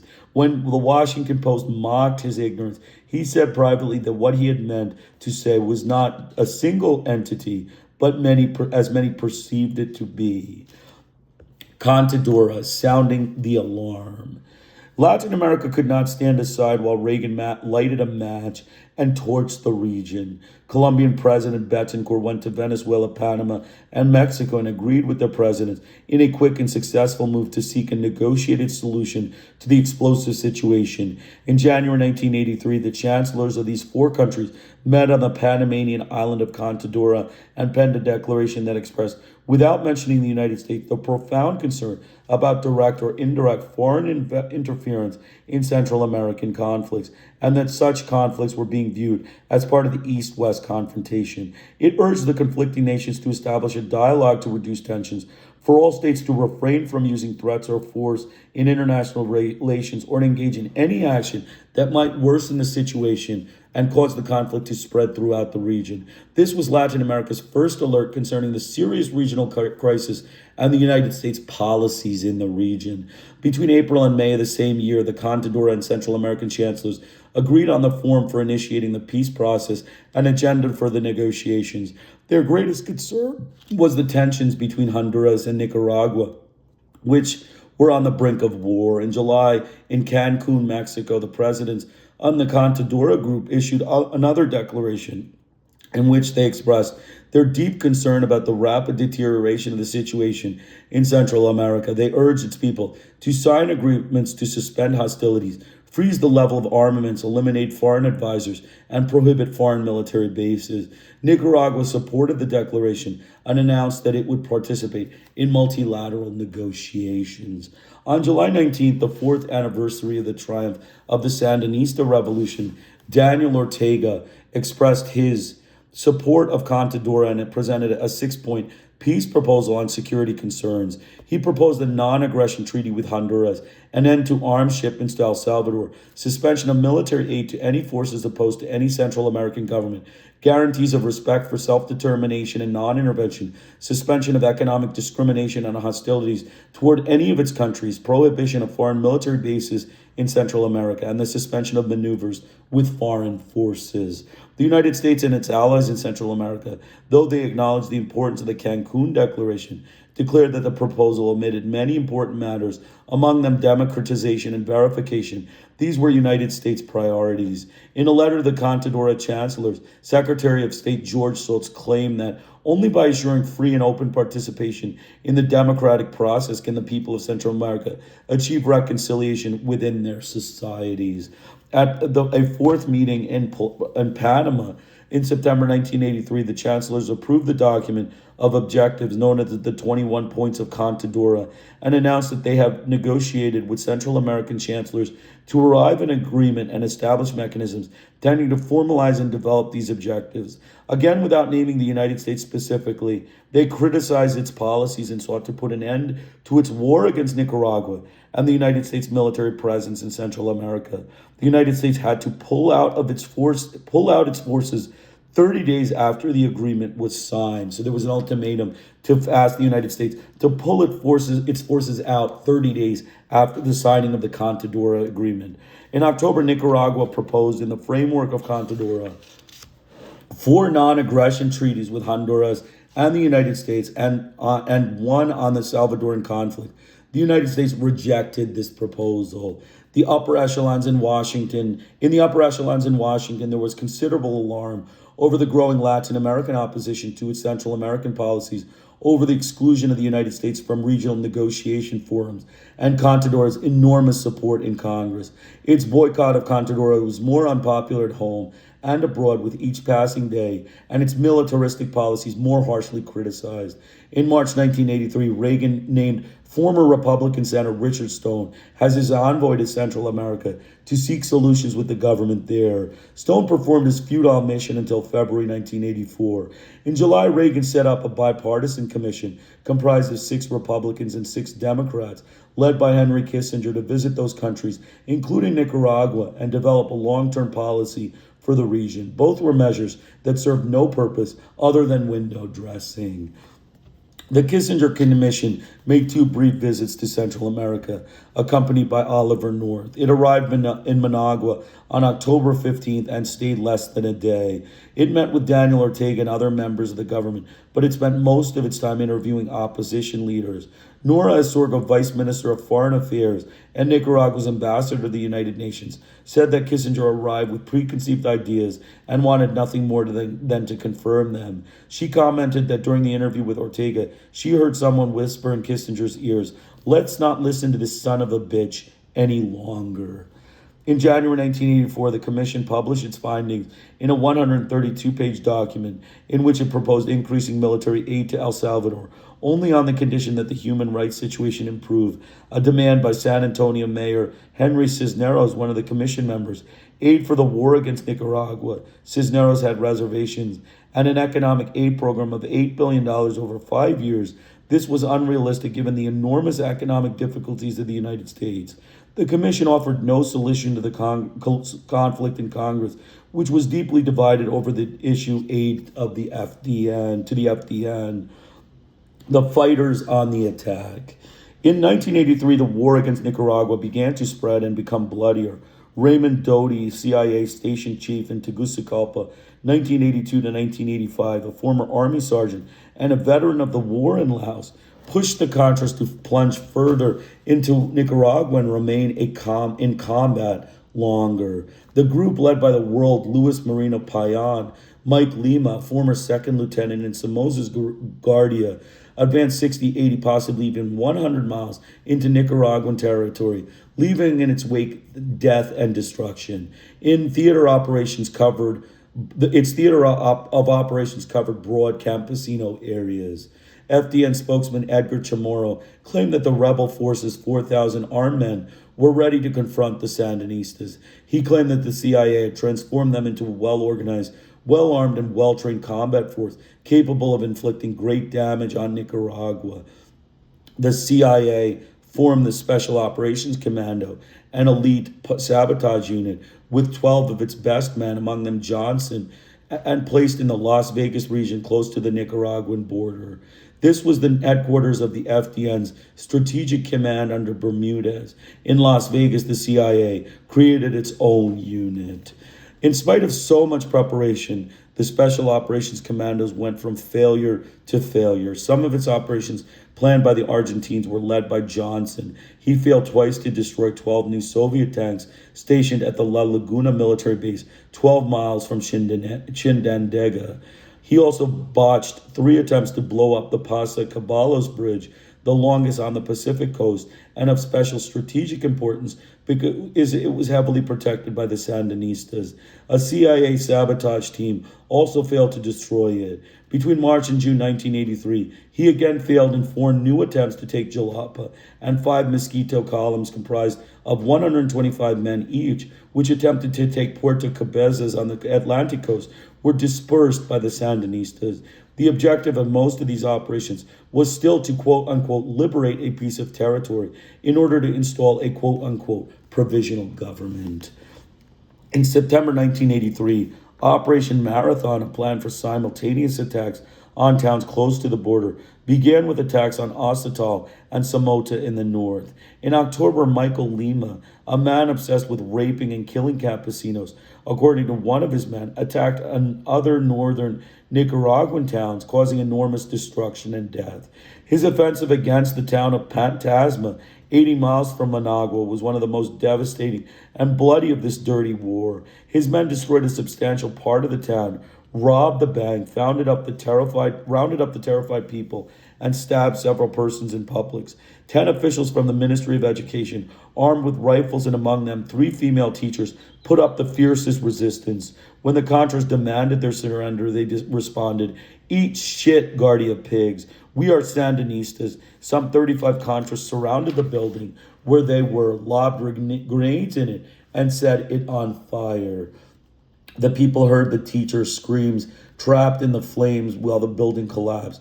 Approximately 50 died in the Pantasma attack, and material losses calculated at 34 million Cordobas, roughly $2 million. The Sandinista government called this attack a massacre, an atrocity, and cited it as an example of Contra savagery. When he returned to Honduras, Michael Lima's comrades welcomed him as a hero. The CIA sent a helicopter to bring him to Tegucigalpa so that the Doty and other agents could congratulate him. For the CIA and the FDN, it was a brilliant coup, one of their few successes and a great victory. From his behind-the-lines war in Miami, Adolfo Calero promised, "There will be more Pantasmas." Lacking the funds denied by Congress, the White House sought to fund the FDN with aid from friendly governments and the United States private sector. It encouraged the formation of foundations and pseudo-private humanitarian organizations to collect donations, contributors to the noble cause of supporting the Nicaraguan people in their struggle for the quote-unquote liberation of their homeland, including non-governmental organizations, friendly governments, princes and sheiks, owners of Middle Eastern oil wealth, and a handful of altruistic potentates and millionaires, widows who opened their pocketbooks to the rebels so that they could kill communists down there.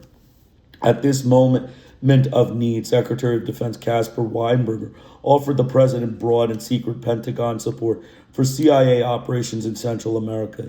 He would give them arms and military personnel. He proceeded to send military teams and weapons destined for the FDN, including 3 Cessna aircraft modified to carry rockets, helicopters, and personnel from Pentagon intelligence divisions. This personnel took part in terrorist operations, in sabotage by dynamite, in rocket attacks on Nicaragua's ports, in blowing up its only oil pipeline at Puerto Sandina, and in the destruction of several bridges.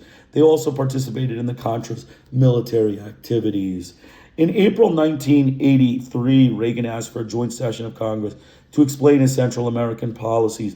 In his speech described by The Nation magazine as ferocious, distorted, and inflammatory, full of false historical analogies and willful fabrications of fact, he declared that the geographic proximity of the region directly affected the security and well-being of the people of the United States.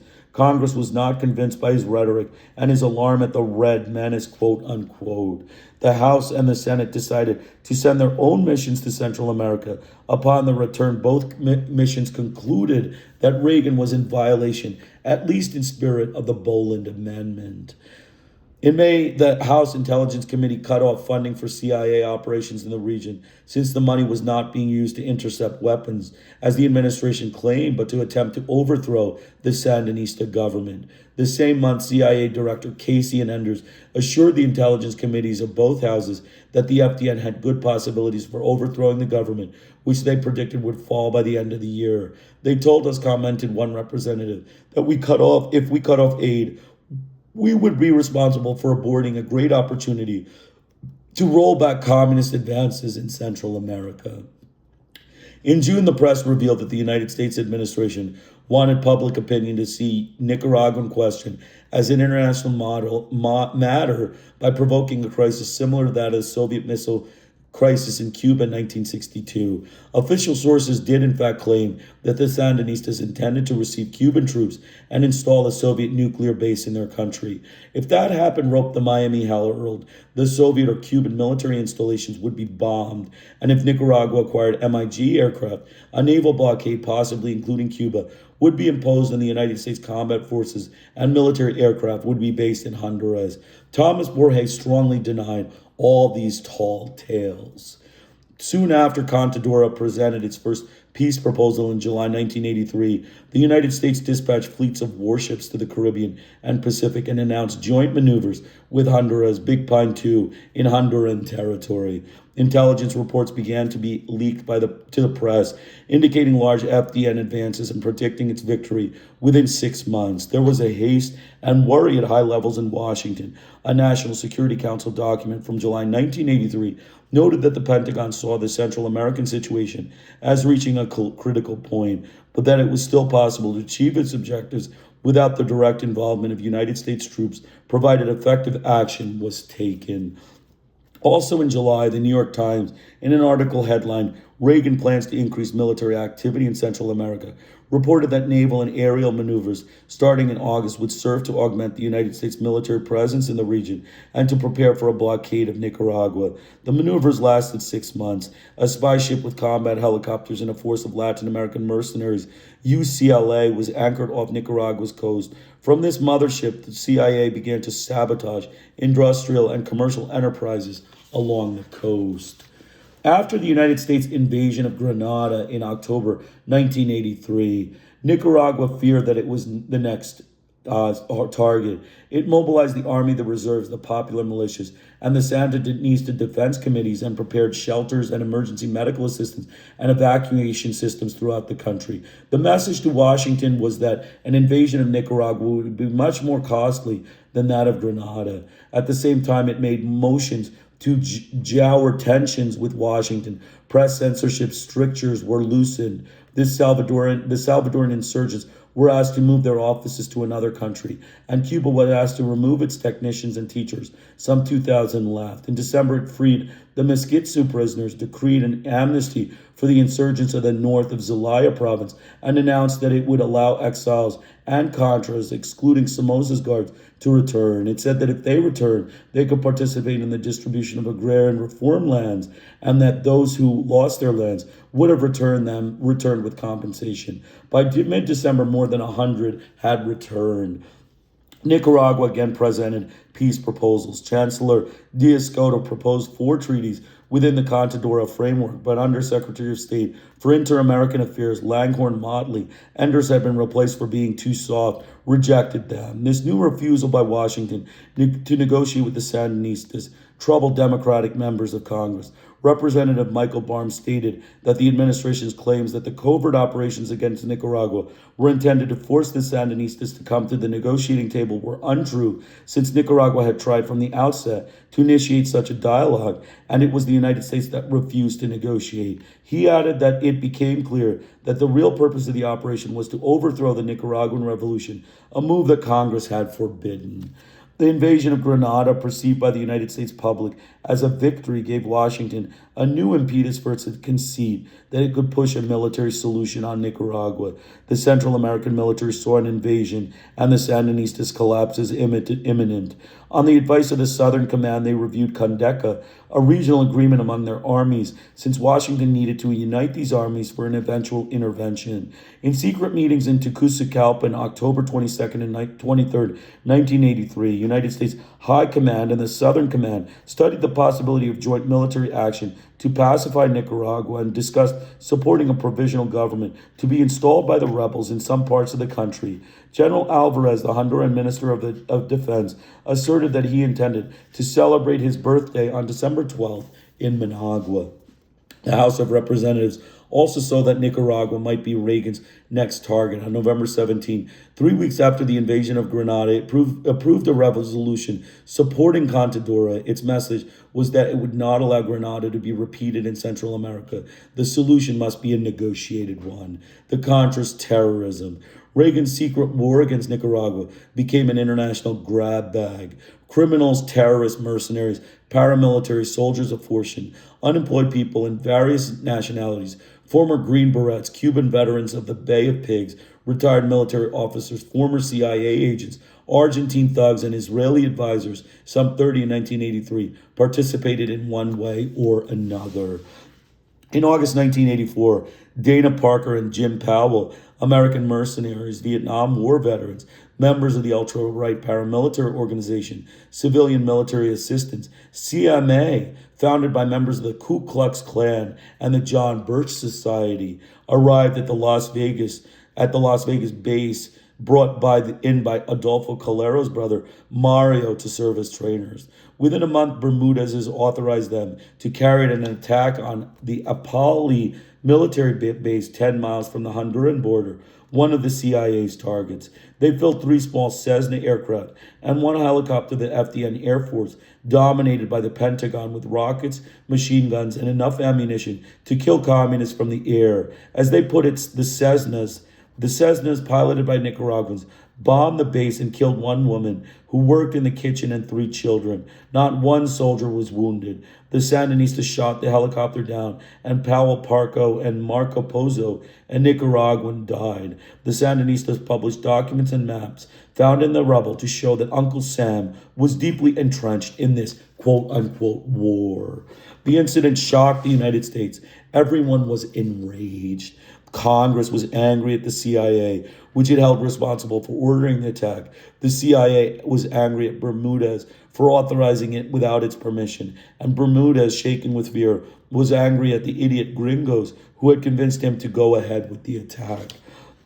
Another great scandal began to develop when Adolfo Carrero, the FDN's highest political leader, helped Frank Wohl, a 21-year-old American obsessed with ultra-right-wing causes, who was in love with this war, connected with the right guys in Honduras. He arrived in the middle of 1984, presented himself to Bermudez's command as an independent photographer, and Bermudez authorized him to go to the Las Vegas base.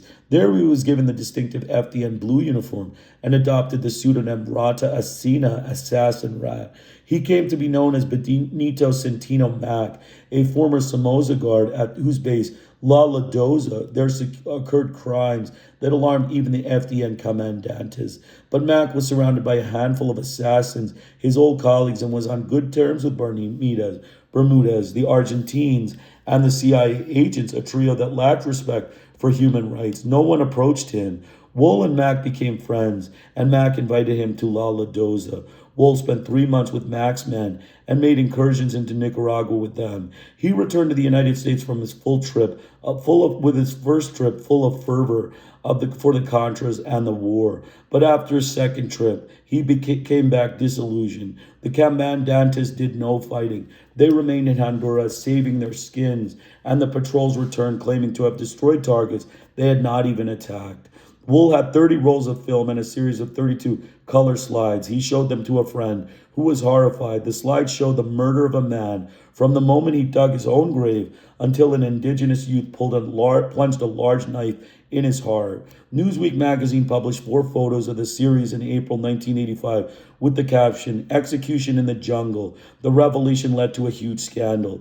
Calero, the CIA, and Oliver North objected not to the horrible crime, but to its publication. They began making high-level declarations, asserting that the photos were faked, a trick, a piece of Sandinista propaganda. Johnson knew this crime was the work of Mac's men. The CIA demanded that Bermudez investigate the matter. Mac suffered no repercussions, nor was his name mentioned in connection with the crime. The House of Representatives rejected by a vote of 248 to 180 the additional aid for the FDN requested by the administration. Washington, Calero, and the Contras attributed this setback to the photographs. In March 1985, major United States media publicized the report entitled Contra Terror in Nicaragua of the investigation commission led by Reed Brody, a former assistant district attorney of New York. It's collected testimony from thousands of victims and eyewitnesses to Contra acts from the beginning of their operations in December 1981 through January 1985.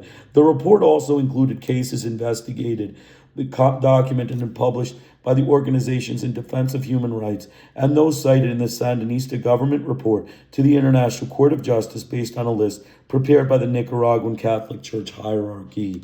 The Brody report was a thorn in the side of the Reagan administration since it exposed the rebels' crimes, which could potentially undermine Reagan's campaign to obtain funds from Congress.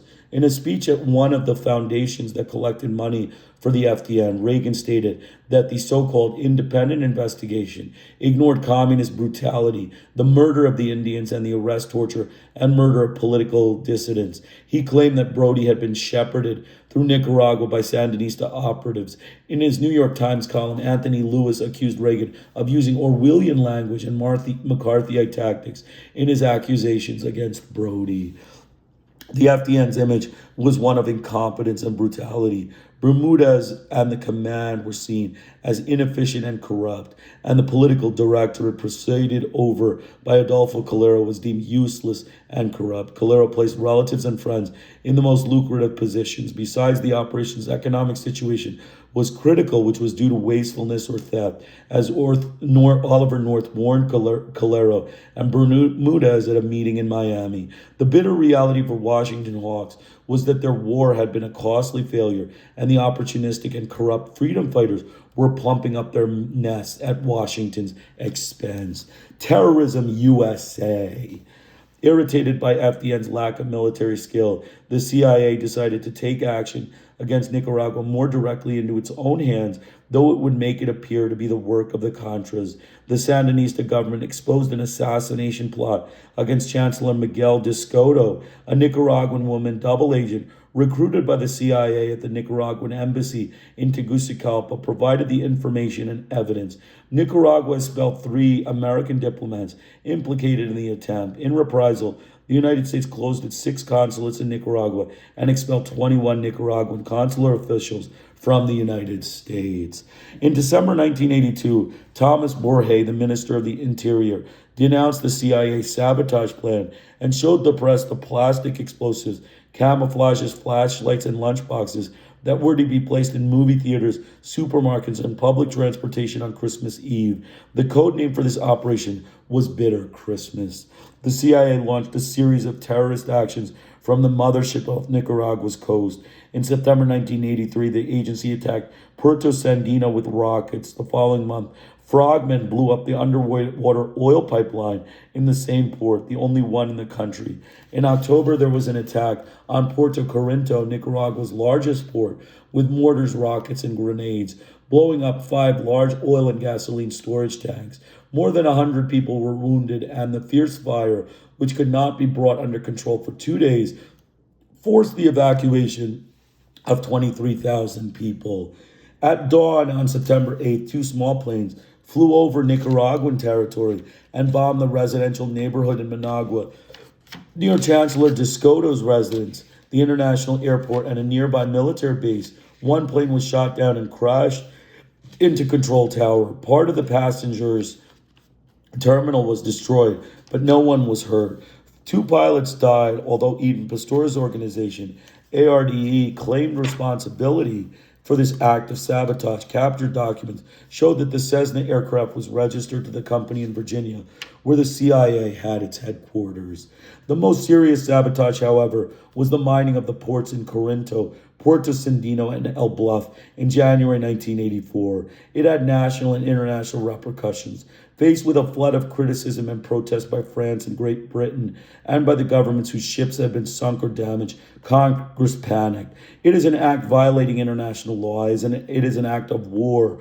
For the life of me, I don't see how we are going to explain it, wrote angered Republican Senator Barry Goldwater, chairman of the Senate Intelligence Committee, to CIA Director William Casey. The Nicaraguan daily Barricada Internacional reported that the mines damaged the ships of 9 nations, sank 7 Nicaraguan fishing boats, and killed 7 Nicaraguan fishermen. In March, one of the mines blew a hole in a Soviet tanker and wounded several of its crew. The Wall Street Journal pointed out that the responsibility for such attacks fell on the United States, since the mining of the work was that of the CIA.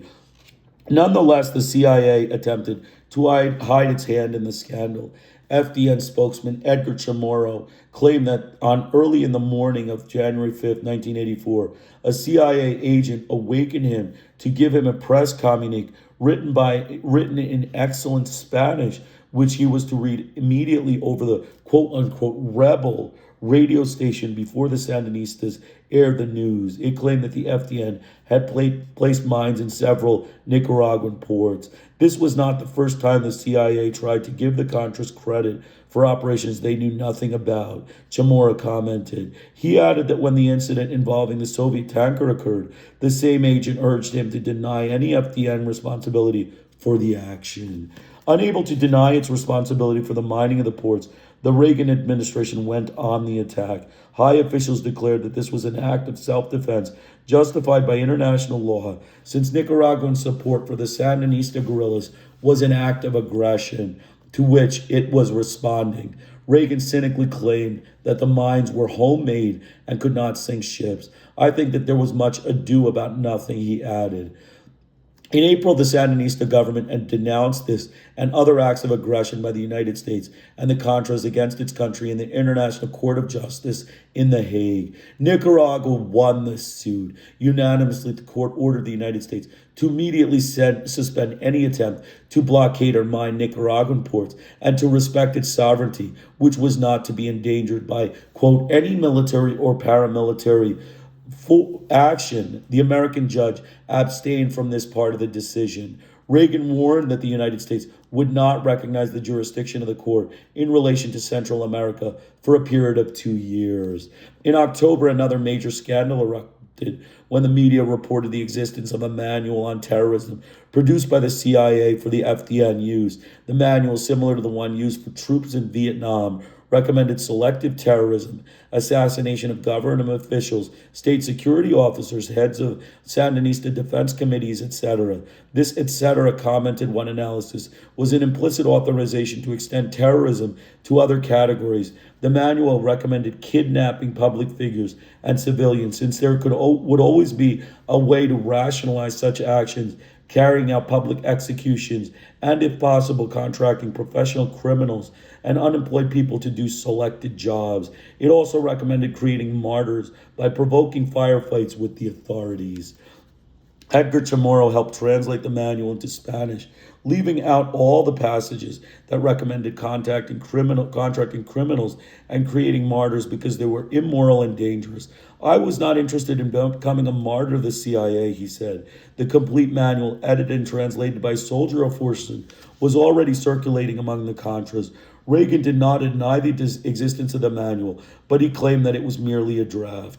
Under the Reagan administration, the United States was a paradigm of a terrorist state, ironically the very thing Reagan claimed to be fighting. So you can see the U.S. government going to make some comments here. All of the things that Reagan did. It was a mass murder campaign. It was, a racist war by the murderous white butchers of the United States. The FDN chairman, Edgar Chamorro, basically said that the Sandinistas were, Sandinistas were doing, good things. He actually resigned from the CIA FDN operations and said that there's no point in, getting involved because the CIA is becoming too brutal. The United States government, the racist, murderous white butchers are becoming too brutal, as Edgar Chamorro stated.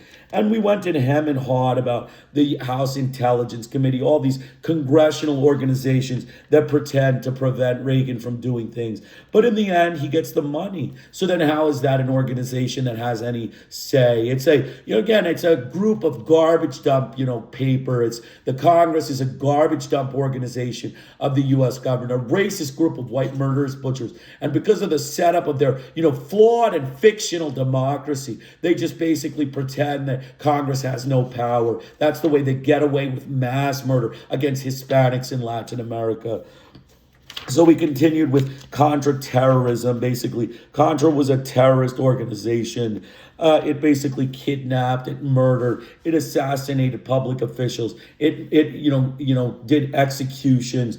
It bombed sites. It raped women. It did mutilations and all sorts of assassinations. It was a terrorist organization organized by the United States government. Again, another American government terrorist organization that the racist, white, murderous butchers of the U.S. government do. And then we talked about terrorism in the Terrorism USA. This was Reagan's terrorist war. This was a terrorist war by the U.S. government. The U.S. government were white, racist, terrorists, and anti-Hispanic butchers in this war of aggression against the Sandinistas. The CIA was involved in this. The CIA, again, an organization that is completely free from any supervision and any, stoppage. They did attacks that were condemned. They were failures. The attacks was failures. The Nicaraguans shot down a helicopter that the mothership Thomas Borje was basically announced that he was going to attack, and basically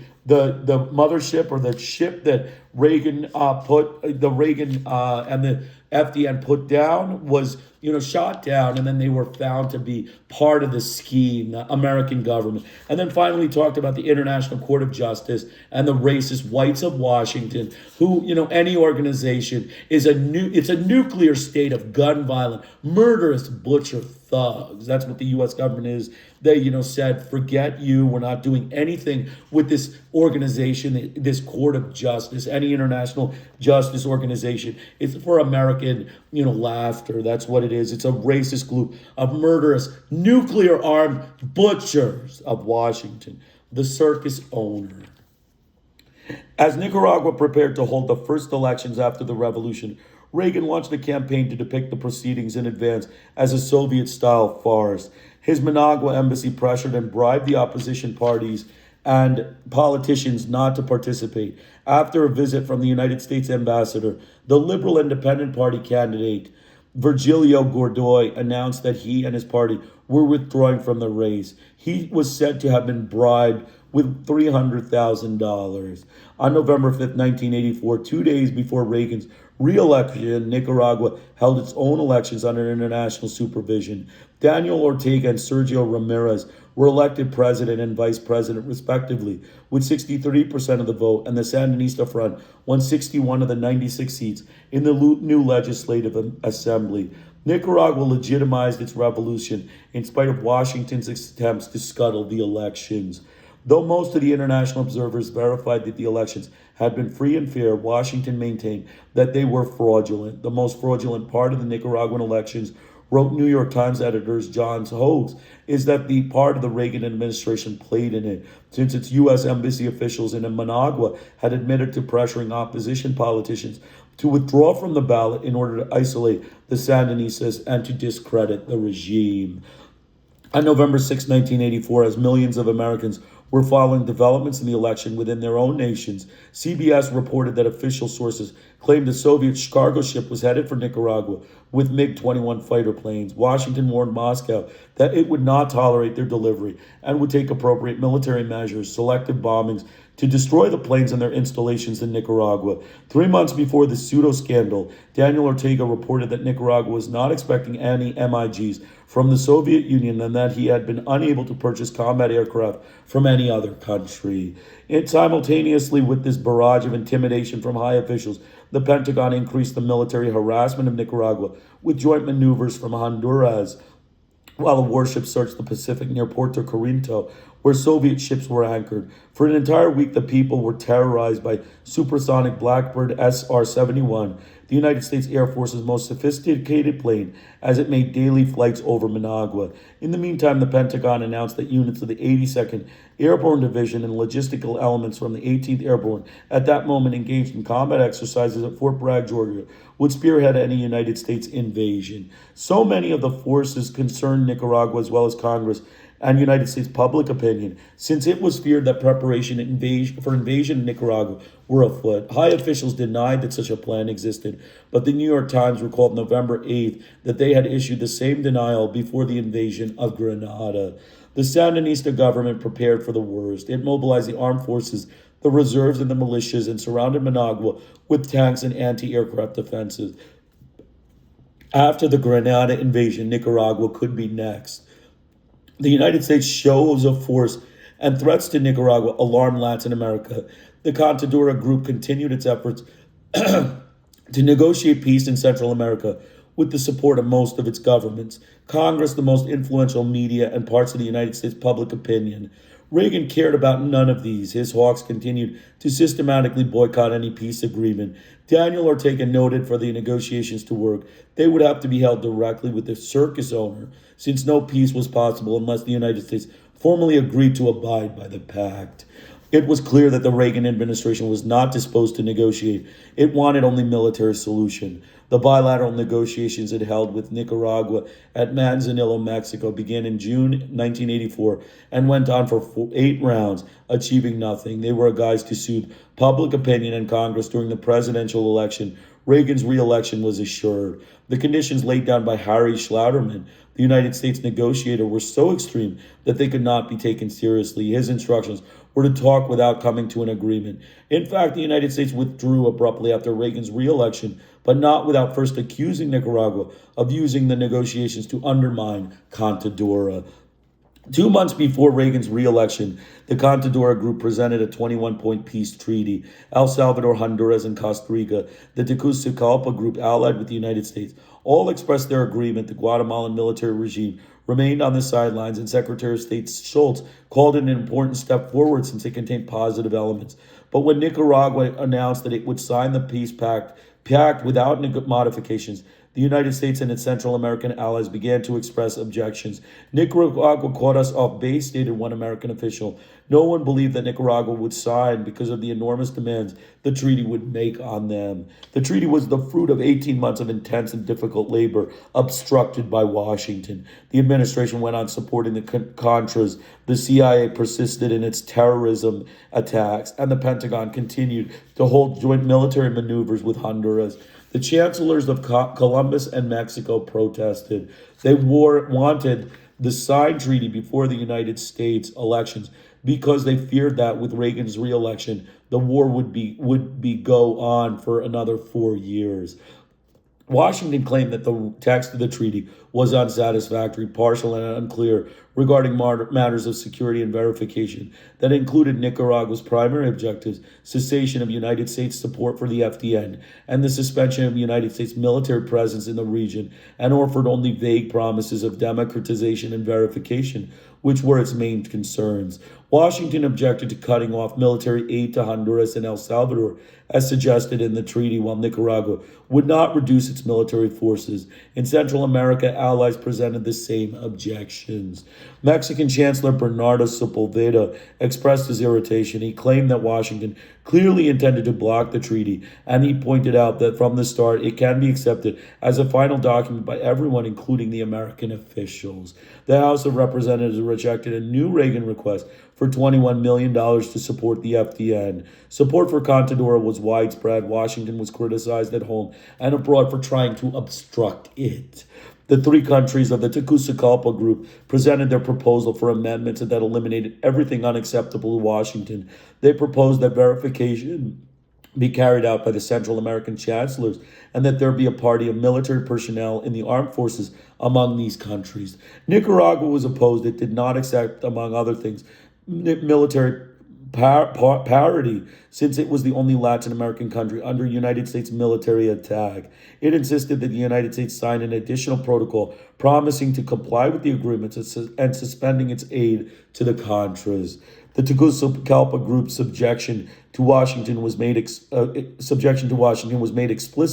in a National Security Council document celebrating this success. We have trumped the latest Nicaraguan Mexican efforts to rush signature of an unsatisfactory Contadora agreement. The paper also noted that after intense consultations, the Central Americans presented a modification that reflects many of our concerns and shift the focus of the Contadora to a document broadly consistent with U.S. interests. In July 1985, during the inauguration of Alan Garcia as president of Peru, the Argentine, Brazilian, Uruguayan, and Peruvian leaders, all from democratic governments, created the Contadora Support Group. This unexpected measure was applauded by Latin America and sectors of the United States Congress, as well as influential newspapers. It was an important support for Contadora and a rejection of Reagan's policies. The creation was enormously irritating to the Reagan administration. Before the meeting of chancellors from the Contadora group, scheduled for December 1985, the administration geared up to attempt a boycott. It sent Schlaudemann, the Manzanillo negotiator, to these countries to try to convince them to persuade the Sandinistas to negotiate with the Contras. Elliott Abrams ordered Central American embassies to develop active diplomacy to oppose any move by Contadora that went against United States interests. Schultz explained the interests of his country to the Tegucigalpa group and indicated the importance of internal reconciliation in Nicaragua. He wanted to make the Sandinistas negotiate with the Contras. Mexican newspapers reported that Washington sent a mission to several countries to make them desist from signing the Contadora Treaty.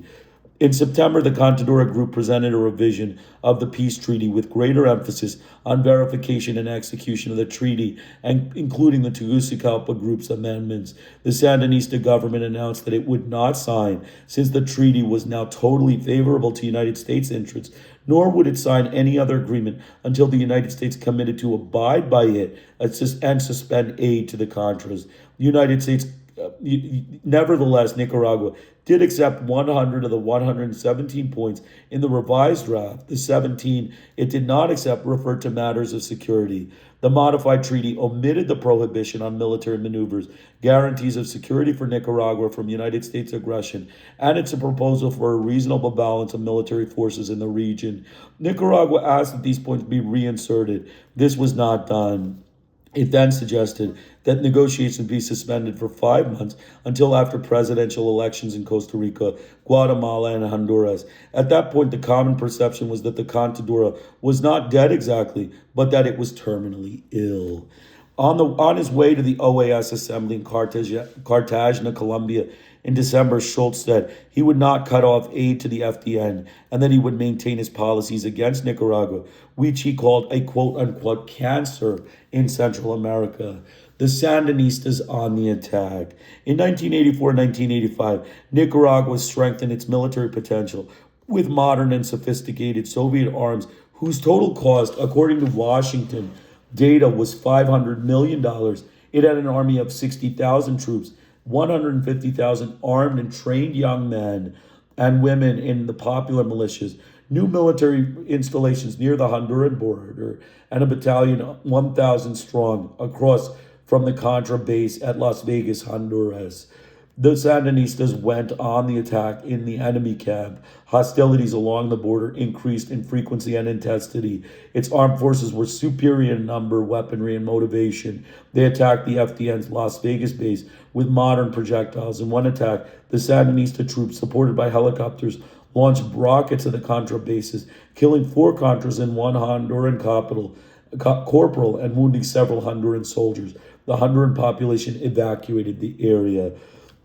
The number of dead and wounded and the destruction of the camps terrified the Contras. A mortar smashed one of Mike Lima's legs, one of the most brutal Contras and the most appreciated by the CIA. Another tore up Star Commander Tigrillo's knee after an attack on a Max camp at La Ladoza. He moved to a zone far from the border. The number of wounded outstripped the capacity of the CIA hospital in a mansion 12 miles from Tegucigalpa with only 50 beds. It had to set up field hospital at its base in El Aguate. The constant traffic of wounded to the base. They were moved in helicopters, showed the intensity of this war. Honduran newspapers gave full reports on the attacks and the movement of the wounded. The Honduran government became alarmed and the military protested. The Honduran military were fed up with the Sandinista attacks, which put their security at risk and caused death and injuries in the population, and more than fed up with the Contras. They ordered Bermudez to abandon Las Vegas and to send planes to cover his retreat to Yamales, several miles to the north, beyond the range of Sandinista rockets.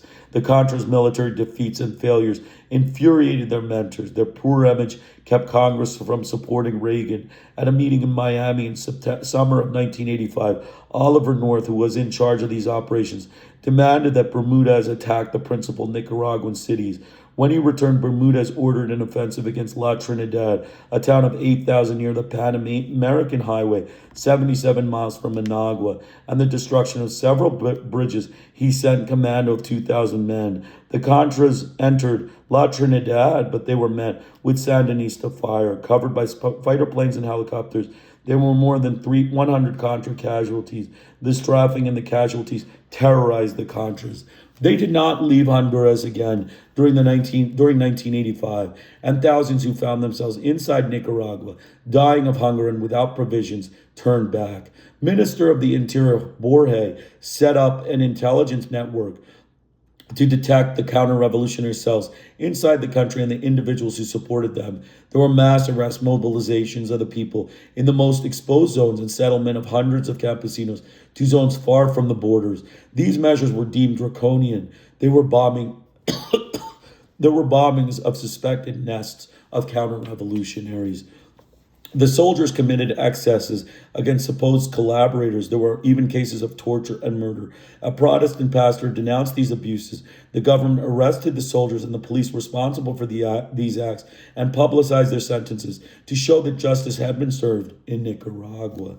The government managed its security policies roughly, but tried to win over the campesinos by paying higher prices for their products and distributing lands to individuals and families, recognizing it was in error to distribute them only to government-controlled cooperatives. These measures improved relations with the campesinos and stimulated the return of exiles to Nicaragua. The church on the attack. Another battle for the Sandinistas was waged with the Catholic Church. Archbishop Miguel Obando Bravo, a harsh critic of the revolution, opposed representatives of the church who collaborated with it, and he urged the prominent priests who occupied high positions in the government to resign. There was Ernesto Cardenal, the Minister of Culture, his brother, Fernando Cardenal, a Jesuit and the Minister of Education and Minister of Foreign Relations, Miguel Descoto of the Maryknoll Order, other priests held in high positions in the administration, and many more supported and cooperated with the government's social programs.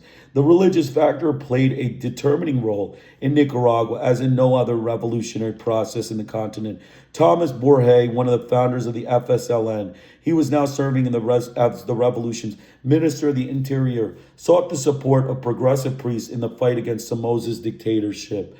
The first to join him was Ernesto Cardenal. The FSLN established an alliance between revolutionaries and Christians. The contradictions might have existed could be overcome, since the fight was against dictatorship and for the rights of the people, noted Borge. Priests and nuns, followers of liberation theology, mobilized the masses and later became involved in helping the people construct the new Nicaragua.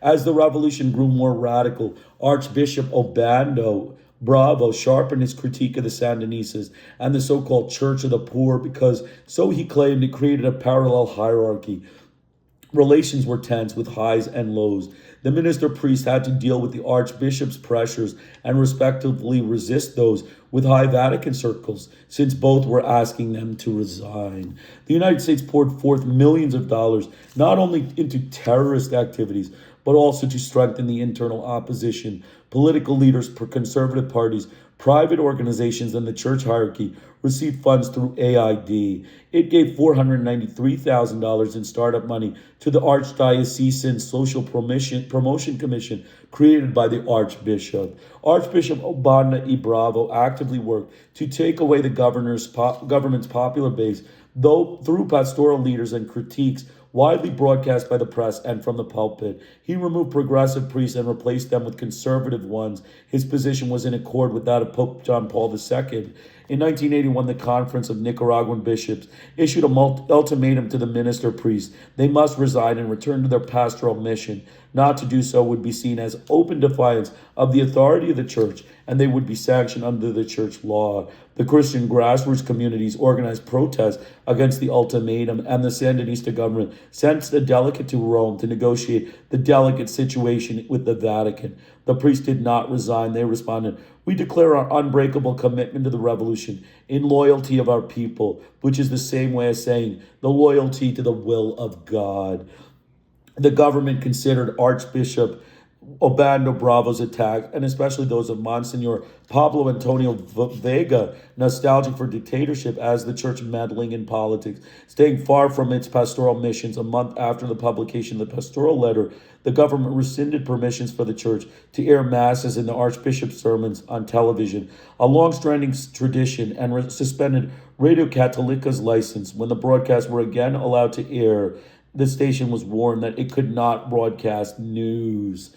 The church hierarchy supported Reagan's policies. Monsignor Vega was one of the first to defend the Contras publicly and to lobby for United States aid. But those who spoke in favor of the Contras mentioned nothing about their crimes or the CIA terrorist actions, which were doing enormous damage to their country. The church remained silent when the United States backing in the war against Nicaragua came to light, but loudly condemned the government's call to patriotic military service in July 1983, which was necessary because the country was at war. In a widely published declaration, it announced that no one was obliged to register because the army represented the FSLN and not the country. The government called the declaration treasonous, quote unquote. Pope John Paul II's visit to Nicaragua in 1983 was plagued by tensions, misunderstandings, and tendentious and distorted reporting. For some, it spelled disaster. Daniel Ortega's welcoming speech at the airport, which the United States press characterized as a tirade, quoted several times a 1921 letter from a bishop to a cardinal denouncing the occupation of Nicaragua by United States Marines. The Pope was not interested. What he cared about was church unity. He was concerned with the dissension and with the collaboration of prominent priests and nuns with the revolution. He wanted the Nicaraguan church unified. Under the archbishop's leadership, he ordained him a cardinal in 1985. The people, victims of United States aggression and crimes committed by the Contras, were not interested in what the Pope had to say. Crowds followed the Pope as he moved through Managua and Leon. The middle classes wanted to spin this popular enthusiasm for the Holy Father's presence and as support for the hierarchy of the Nicaraguan Catholic Church. The people were waiting for words of support from the Pope, of recognition of the achievements of the revolution. They hoped that he would condemn the war or at least offer words of solace. But the Pope spoke only of a church unity. As he was delivering his homilies during the Mass he celebrated in Managua, the day before the funerals of 17 young men and women killed by the Contras had been held in the same place, the people interrupted him with chants of "We want peace." Mothers and widows held up photographs of their slain children and husbands. The Pope became exasperated, demanding silence. The Holy Father's public recrimination of Ernesto Cardinal, who was profoundly respected by the people and was a hero of the revolution, offended many people. They did not accept the Pope's opposition to the collaboration of priests and nuns with the revolution and his wish to force them to retire from the government. The Pope has undone in one day what they had built in 4 years, they declared. In February 1986, Cardinal Abando y Bravo traveled to Washington to express his support for Reagan's offensive in order to obtain $100 million for the FDN, and Bishop Vega openly agreed with the United States policies directed against his country. Chancellor Dioscado, clearly offended, told the cardinal in a speech that his hands were stained with blood and that he was betraying the people. In July 1986, the government expelled several priests and nuns who sympathized with the Contras and did not allow Bishop Vega to return to Nicaragua after a highly publicized visit to the United States, where he had expressed his support for the rebels, not the first time he had done so, coinciding with the congressional debates on the topic. Every time he went to Washington, he backed Reagan's requests. Raising the tone. Strengthened by the electoral triumph, Reagan took up his war against Nicaragua with even greater determination. He would do anything to win it. In his second term, Nicaragua was the central focus of his foreign policy, to which he dedicated much time and important speeches, commented Robert Pastor, a National Security Council member under the Carter administration. In his State of the Union message in January 1985, he portrayed Contra aid as a messianic national policy, an anti-communist crusade, a moral imperative for the United States. Supporting the Contras, he said, was self-defense, since the Nicaraguan struggle was bound up by United States security. Determination and exasperation fueled the great communicator's tone. With ever greater rage, he lined up his artillery to remove the Sandinista government. He called Nicaragua a totalitarian communist state. After yet another incendiary speech, a reporter asked Reagan if his intention was to overthrow the Sandinistas. He responded, "No, not if the present government turns around well, says uncle, and tells them the Contras come on and will work things out, and they set their goals." In other words, capitulation. Either they would negotiate or the war would continue. Reagan and his hawks were convinced that they could win this quote-unquote war with more weapons and many more millions of dollars. North assured National Security Advisor John Poindexter that with adequate support, the FDN would be in Managua by the end of the year. Washington now insisted on the democratization of Nicaragua and demanded that the Sandinistas hold direct talks with the rebels. But that democratization had another reading. The United States needed to get the mercenary forces off its hands. The solution was to force the Sandinistas to absorb them. It became obvious that they were not going to win the war, and sustaining them was becoming harder, less popular, and more expensive by the day.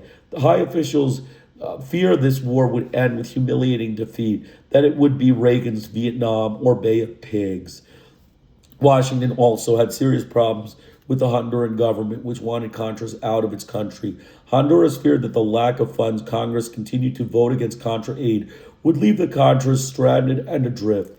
Counting Contras, their families, and refugees, some 56,000 Nicaraguans occupied 20 towns and 280 square miles of Honduran territory, which they dubbed the New Nicaragua. They called the town of Cap Bayer Little Managua. In March 1985, in San Jose, Costa Rica, Calero, Rebelo, Alfonso Callejas, and Arturo Cruz, the FDN directorate, met to sign the document of Nicaraguan resistance concerning a national dialogue as a meeting with Pedro Joaquin Chamorro, Missouri leader, Stedman High, Faggots, and other Contras. The text was written in Miami with the help of North and other United States officials. It called for national reconciliation, authentic political pluralism, and a mixed economy in Nicaragua. Eden Pastor and Alfredo Caesar refused to sign it. To solidify the San Jose Declaration, Washington proposed that Congress grant humanitarian aid to the FDN for a period of 60 days after the ceasefire, at the end of which time, if the Nicaraguan government had not reached a peace agreement with the rebels, the funds would revert to military aid. Speaker of the House Tip O'Neill called this suggestion a dirty trick, and Colombian President Betancourt maintained that this is no peace proposal, but a preparation for war. Reagan turned Daniel Ortega's trip to Moscow at the end of April 1985 into a security matter. He declared a national emergency, claimed that Nicaragua was an unusual and extraordinary threat to the national and foreign policy of the United States, and decreed an economic embargo. Reagan received broad support from Congress, and the House approved $27 million in humanitarian aid for the rebel forces. There were protests against the embargo in several United States cities, and some 2,000 demonstrators were arrested. Opposition to intervention in Central America was growing in colleges and universities.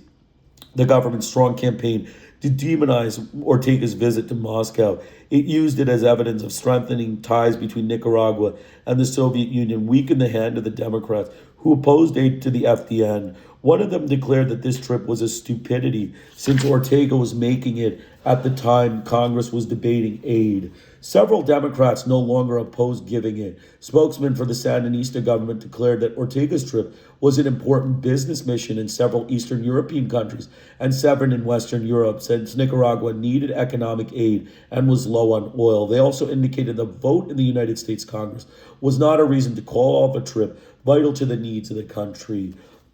Military intervention in Nicaragua was the topic of the day among the Washington Press Corps, according to the New York Times in July 1985. In 2 long articles, it referred to progress in the military preparations and noted that the apparent consensus in the administration and in Congress was that the United States could easily and rapidly overthrow the Sandinistas. The Joint Chiefs urged caution. It could take 125,000 soldiers, and casualties could run around 3,000 or 4,000 in the first few days, and expressed their doubts that public opinion would support such an effort. Reagan asked Congress for $100 million in military aid to the FDN after a fiery speech in March 1986, which the Los Angeles described as full of lies, falsehoods, distortion, misinformation, and deception about Nicaragua.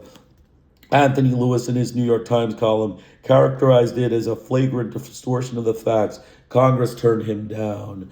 5 days later, there was another incursion into Honduras by Sandinista soldiers in pursuit of the Contras. It was not the first, and Reagan turned it into an invasion. He forced President Jose Azcona Hoyos to ask in writing for military aid and sent him $20 million. American helicopters stationed in Honduras transported Honduran troops to the border. By the time they got there, the Sandinistas were back in Nicaragua. Congress discovered the farce of the invasion from declarations by high officials in the Honduran government. Chancellor Lopez Contreras claimed that the incident was in no way a threat to his country, and another official stated that the United States was trying to use it to obtain aid from Congress and bring about a confrontation with Nicaragua. Such declarations irritated Washington enormously. But the $100 million offensive was not dead. Reagan did not give up. In June, he persuaded Congress to approve it 221 to 209. The American writer Cynthia Arnson pointed out that after the defeat he had suffered with the Bolin Amendment, this was a great victory for Reagan. He achieved bipartisan support for the aid to the rebels.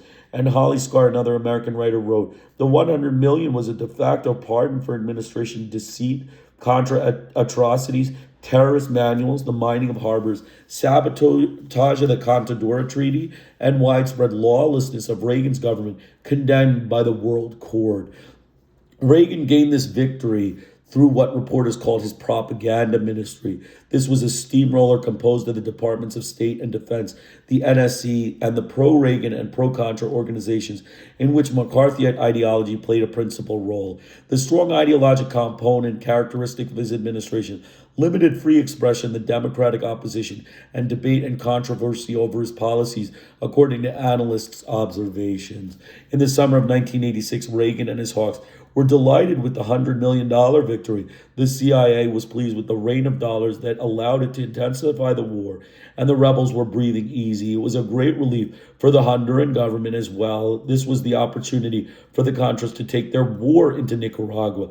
For others, it was an invitation to profit. Honduran officials set up an arms supermarket to sell weapons to the CIA, but the CIA suspected that this $1 million investment might have come from drug traffic and abstained from buying. The euphoria came crashing down in October when a Sandinista rocket shot down over Nicaraguan territory a decrepit C-123 cargo plane carrying 10,000 pounds of munitions and supplies for the Contras. Eugene Hasenfus, the man responsible for dropping the bundles, saved himself by parachuting only to be captured. The crew, 3 United States citizens, perished. Hasenfus, a Vietnam veteran, started to talk. Before television cameras, he stated that he was under a CIA contract to transmit arms for the rebels. Captured documents brought to light for the first time the extent of the agency's network to arm the FDN and the names of the members of this network managed by Oliver North. Reagan and other high officials denied any connection with this flight with the government.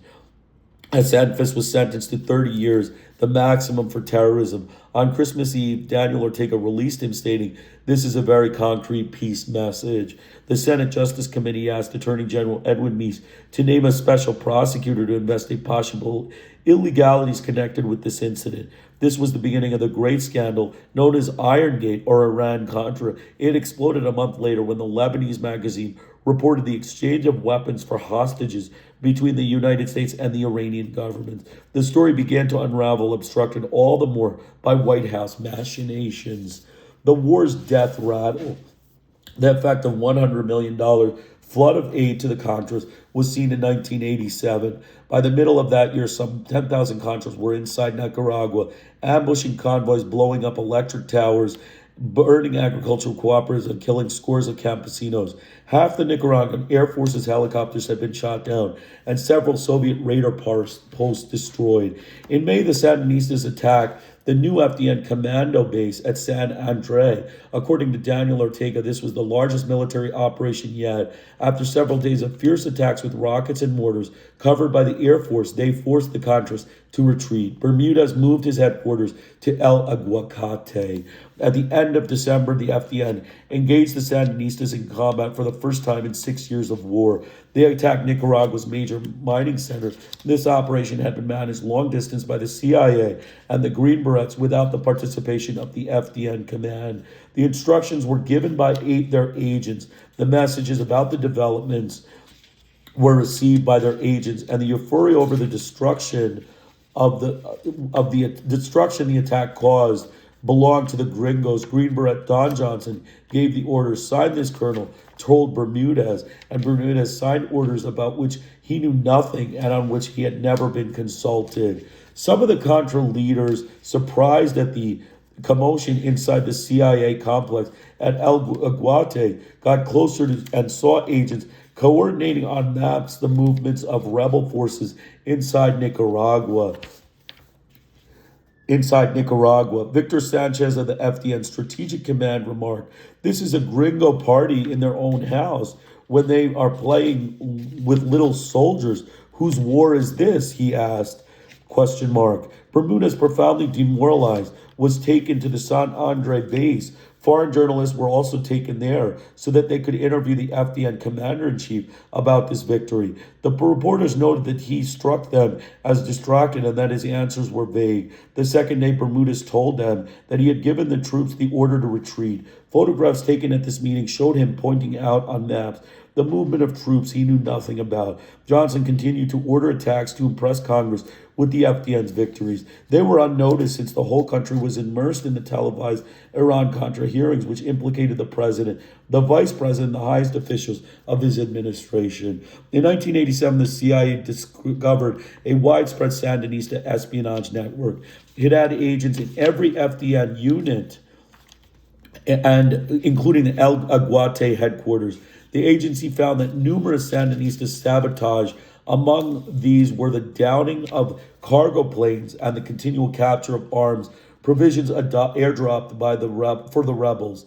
According to a report in the Los Angeles Times, one United States officer complained that they were dealing with sabotage operation systems functioning since 1983, extremely sophisticated and very well done. And this has been going on for a long time. The war ruined Nicaragua's economy. 50% of the national budget went toward defense. The country was staying afloat only by new issues of money that was nothing but paper. Inflation was on the rise. Prices were spinning out of control, and industry was collapsing. Children were begging in the streets. Hospitals had no anesthetics, and pharmacies had no aspirin. Stores went empty, and the people's desperation was growing, reported one correspondent. The government understood that the situation could not continue, and that the hemorrhage of the war should be stopped. In November 1987, it announced that it was ready for negotiations with the Contras. The cavalry of peace. In 3 years of difficult negotiations and the presentation of the 3 proposals for Central American peace treaties with revisions, modifications, and more modifications, the efforts of Contadora and its support group were frustrated by the Reagan administration's systematic obstruction, backed by the obsequious Central American quote-unquote allies. The situation changed in 1986 when Oscar Arias was elected president of Costa Rica and Vincencio Cereza of Guatemala. For the first time in Central America, they had civilian presidents elected by popular vote, and all wanted peace. At Cereza's inauguration, he proposed to his colleagues attending the ceremony the creation of a Central American parliament and invited them to a summit of the city of Esquipulas to study the proposal. The new heads of state supported Contadora, but they saw that a joint effort would be needed to achieve peace in the region. At Esquipulas in May 1986, they created the parliament and opened the road to their own peace process. After a new incursion by Sandinista troops into Honduras in December 1986, the United States resumed the attack. General John Gavin, head of the Southern Command, arrived in the country to supervise the operation. Against United States helicopters ferried troops to the border in violation of congressional prohibitions. Honduran aircraft attacked a base in Nicaragua, killing 7 Sandinista soldiers and wounding 12 people, including 2 children. The chancellors of Contadora and the support group meeting in Rio de Janeiro referred to this incident in a joint statement as an exacerbation of policies and interventionist actions by countries outside the Central American area in clear violation of international law. They announced that they were going to Central America with Secretary General of the United Nations and the OAS, Javier Perez de Cuellar and João Bena Soares. Both offered the assistance of their respective organizations to achieve a peaceful solution to the conflicts. The United States tried to stop them. Nevertheless, in January 1987, they went without success because the Central American governments continued to finger Nicaragua as the quote-unquote problem. In February, Oscar Arias brought together the Central American presidents in San Jose, but without inviting Daniel Ortega. His peace plan proposed an immediate ceasefire negotiation with the unarmed opposition to end the foreign support for the insurgents and 60-day amnesties, and set to schedule for regional democratization. All present supported it, but announced that they would not sign it until Nicaragua agreed to it. They scheduled the next meeting for 3 months later, this time with Ortega. In their communique, A Time for Peace, they recommended national reconciliation, the democratization of Nicaragua, and an end to the dictatorship that continued to exist in the region. Ortega announced that he would attend the next summit in Guatemala. The Contadora and support group chancellors supported for the Arias plan because it complemented their peace efforts. The United States set its boycott in motion, this time through President Azcánov in Honduras. In July, at a meeting in Tegucigalpa to study the Arias plan, Azcona surprised them with a peace proposal. Written in English and Spanish, that Arias stated was in fact the United States' objection to this plan. Azcona's proposal fell on deaf ears. In August, on the eve of Esquipulas Summit, House Speaker Jim Wright presented the Reagan-Wright peace plan. It proposed an immediate ceasefire before the withdrawal of military aid to the FDN, at the continuation of humanitarian aid, and an immediate end to Soviet aid to Nicaragua. And it required Nicaragua to end the state of emergency and declare a general amnesty. In an addendum, the White House noted that the plan called for a gradual reduction in aid to the FDN as the resistance forces are integrated into Nicaraguan society. Nicaragua must hold elections well in advance of the scheduled 1990 date. If the Sandinistas did not comply, the United States was free to renew military assistance. This plan was criticized by legislators on both sides since they thought it went on too far. They objected that the Sandinistas would not accept it and that Reagan could then renew aid to the Contras. If the White House had thought the plan was acceptable to the Sandinistas, they would have changed it, said one United States officials. So just, give me 1 minute. I'll just be right back. I'm going to just take a 1-minute break. Glad you could join us today.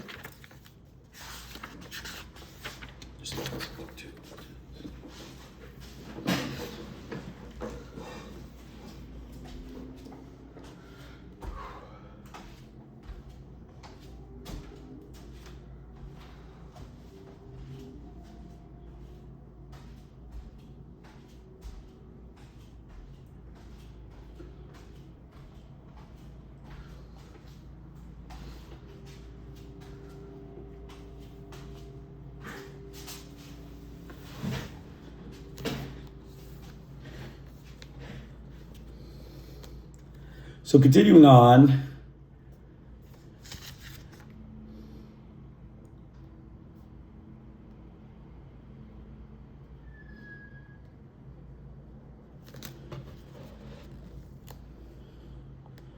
The same month in Guatemala, the Central American president signed the Agreement for Peace in Central America, known as Esquipulas II. The Arias Plan as its basis. They agreed to take simultaneous steps toward national reconciliation through negotiations with internal opposition groups that laid down their arms and accepted the amnesty. Within 10 days, each country was to name a nationalist reconciliation commission. They were to ensure citizen participation and provide guarantees in democratic processes. They must decree an immediate ceasefire and hold general elections in accordance with their constitution. The agreement also forbade the use of the territories to attack another country. An international verification commission composed of the foreign ministers of Central America and Contadora and the Secretary Generals of the United Nations and the OAS would ensure that the treaty was fulfilled. It was to go in effect in the 5 countries 90 days after signing. The Esquipulas II Treaty was received with enormous enthusiasm and throughout the Americas and by Congress and public opinion in the United States. Salvadoran President Duarte called it a second declaration of independence for Central America. 10 days after it was signed, Nicaragua created the National Reconciliation Commission, the first country to do so, and named Cardinal Obando Bravo, a severe critic of the revolution, to head it. It pardoned prisoners and took other measures to reduce internal tensions. It rescinded the law to expropriate the property of those who had abandoned the country, lifted censorship of the daily La Prensa, and created the Peace Commission with the Red Cross and church cooperation to monitor the amnesty. The United States Department called these measures cosmetic. The Esquipulas II Accord did not mean a second independence for Central America or even peace. Though it included the United States demands, Reagan persisted in sending aid to the FDN. In the United States Nations General Assembly, Reagan insulted Daniel Ortega. He turned to him and said, "Neither we nor the world community accept the false democratization of your country, designed to mask the perpetuation of your dictatorship." The following day, Daniel Ortega criticized the United States for violating the Central American Peace Accords and for attacking his country in an effort to overthrow the government. The United States delegation left the hall. Ortega continued, "Some people's ears hurt when they hear the truth. They took to attack us. They've killed our people, but now they are annoyed when they are told the truth." He asked the United States to agree to an unconditional bilateral dialogue and to sign the agreement guaranteeing their mutual security, making possible the normalization of their relations. He said that he had listened to Reagan when he spoke in the assembly, that he hoped that he would not reject his proposal, and that before consulting with the people who put hot ideas like military options and invasion in his head, he would remember that Rambo existed only in the movies. A month later at the OAS, Reagan declaimed, "I make a solemn vow, as long as there is a breath in this body, I will speak and I will work, I will struggle, and I will fight for the cause of the Nicaraguan freedom fighters." In November, the Nicaraguan government announced its willingness to begin negotiations with the Contras and presented a ceasefire plan. In December, in the midst of the Contra attack on the mining complex, one of the biggest offensive against Nicaragua's FDN and Sandinista representatives became talking through mediators staying in different hotels in Santo Domingo, the Dominican Republic. The talks failed because of the excessive demands by the FDN spokesman, control of more than half of all Nicaraguan territory, surrender of weapons not after the ceasefire, but when the country was completely democratized, abolition of collective farms, and the release of all political prisoners. Through the rebel chiefs, the United States was trying to force the Sandinistas to surrender. In January 1988, in San Jose, Costa Rica, negotiations began with time face-to-face, but again without results. So we're going to make some comments. Again, you see Daniel Ortega appropriately refers to Ronald Reagan as a liar. It's a deceitful group of white murderous butchers. First of all, he attacked their country. The United States government attacked Nicaragua. It's not reversed. Then, his ears hurt when he said that he said that the following day, Daniel Ortega criticized the United States for violating Central American peace accords and for attacking his country in an effort to overthrow his government. Again, another subversive action by the white murderous racist butchers of the United States. Some people's ears hurt when they hear the truth because they are liar frauds. They undertook to attack us. They've killed people, but now they are annoyed when they are told the truth, that they are racist, butcher, murderous whites of Washington. And continuing on, we talked about the Sandinistas were on the attack.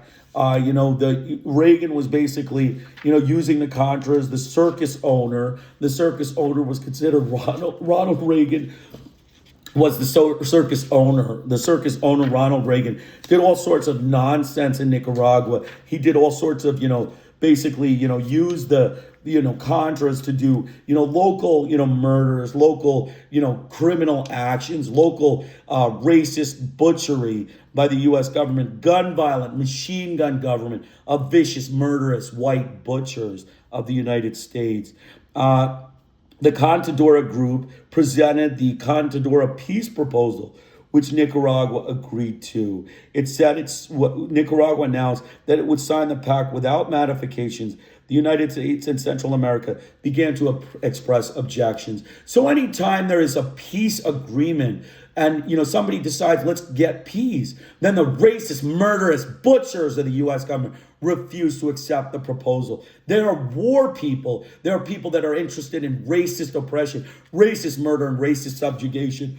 The whole basis for this war of liberating Nicaragua with using Cuban exiles, Cuban murderers, South American murderers does not make any sense to me how Reagan can defend this action and how the U.S. Congress and its racist American government can defend this action. They're using thugs to defend the liberation struggle against the sovereign people of Nicaragua. Did they ask the Nicaraguan people what they wanted? No, they wanted capitalist oppression of the Nicaraguan people. They wanted capitalist enslavement. They didn't like the medical programs, the social programs, the health care, the new agribusiness, the land holding changes. They didn't like any of that. Washington, again, trying to subjugate and you ruin the lands, ruin the economy of Nicaragua. That was the whole basis for this.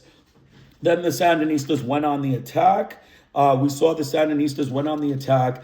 They, launched attacks on Honduras. Basically, they launched attack against, Honduras and, killed, many people. Michael Lima's legs were, taken out. He was one of big Contra men. And then Tigrilla's knee was taken out. They had to, flee from the border and flee towards, the other parts of Honduras, well from the border with Nicaragua. And it was a defeat. The Contras were defeated. They did poorly. Everyone said that they did poorly. They had a poor image. They were terrorists. They were murderous butchers. And, Washington, presidents and Congress all supported this vicious campaign of terror. Even though they hem and haw about, Reagan not following their rules, they still, provided aid. They still agreed to aid. Basically, they still agreed to aid and money. And then the church was on the attack. We saw the European church, the fascist church of Europe, attacking the Nicaraguan, people. And, they want to struggle for democracy. They want to struggle to improve themselves. And their local bishops backing the European fascist church in saying that Reagan's war was appropriate. Obviously, a murderous group of thugs is what you see. Murderous, white racist, American butchers. Okay, raising the tone. We went through military intervention, the war's death ravel, and the cavalry for peace, the Contadora agreements, and then finally the collapse of his war we're getting to. So we're going to start to do collapse of his war, and then we will stop at El Salvador, the way of the cross, or we're going to stop into El Salvador. We'll start that section and then stop halfway in it. Collapse of his war.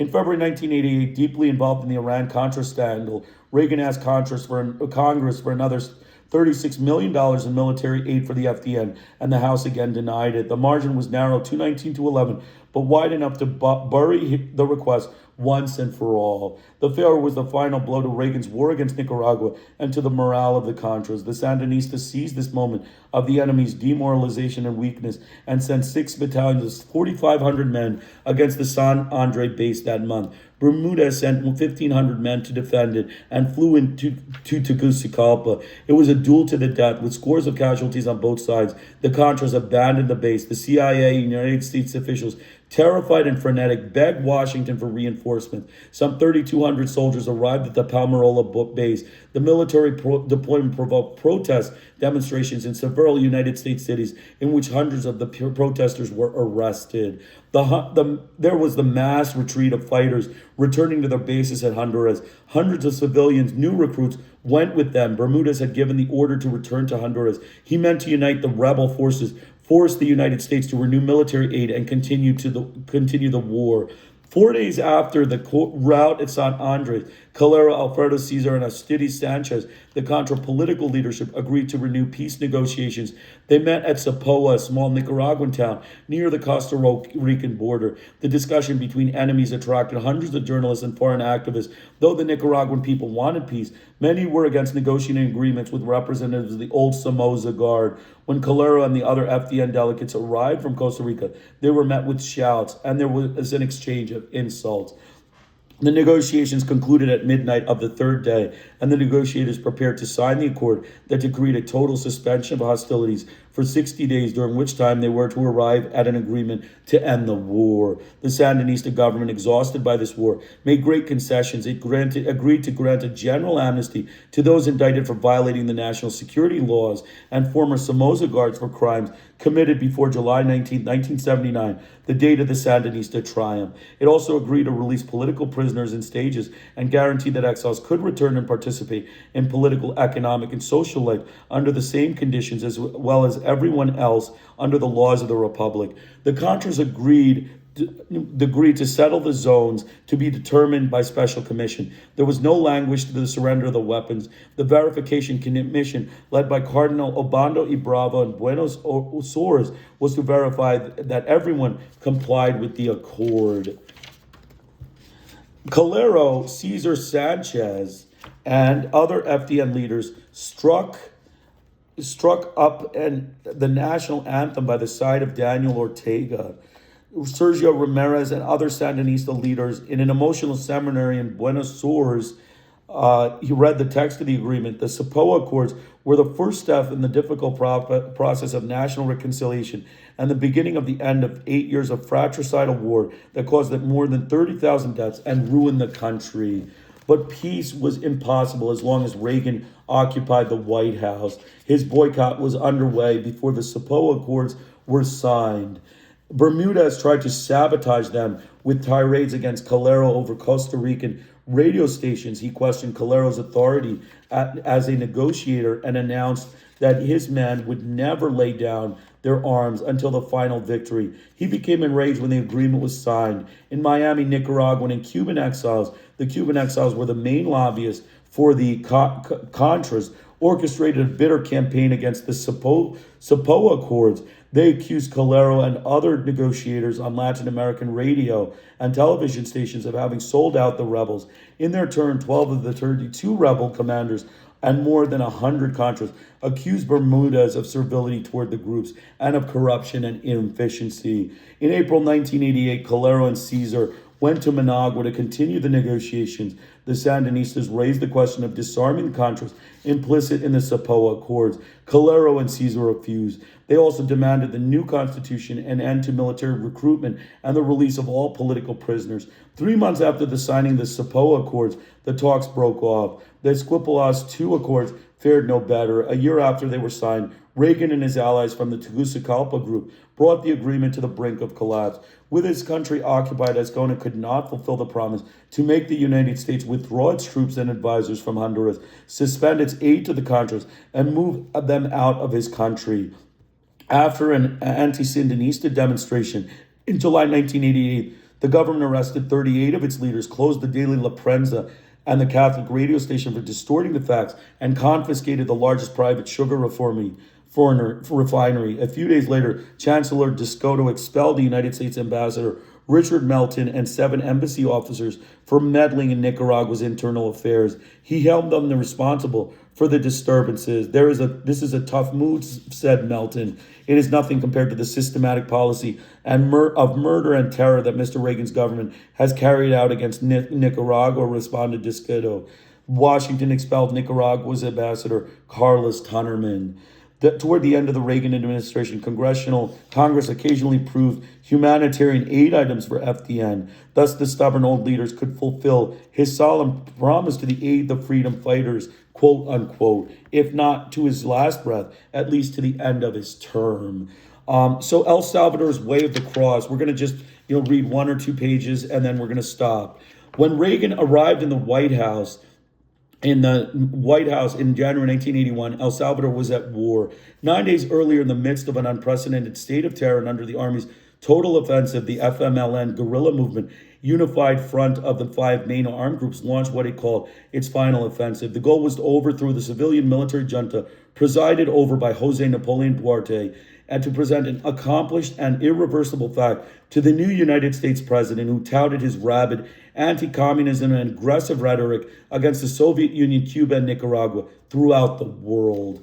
In support of the FMLN offensive, the Frente Democrático Revolucionario, FDR, Democratic Revolutionary Fund, the insurgency's arm and the main opposition force, called a general strike. Within 5 days, the country businesses shut their doors, and some 20,000 government employees did not come to work. The FDR formed the year before as a broad people's front in defense of its struggle for liberation, bound together revolutionary and popular organizations, leftist parties, union locals, and democratic figures opposed to the regime. The offensive did not achieve its goal, nor was it a threat to the regime. The people did not support it in the hoped way for way. The strike fell short, and it was clear that the FMLN lacked sufficient military training to carry out wide-ranging military operations. It was an army of information. Duarte, the United States Embassy, Washington, and the foreign press deemed it a failure. Some believed that this was the end of the guerrillas.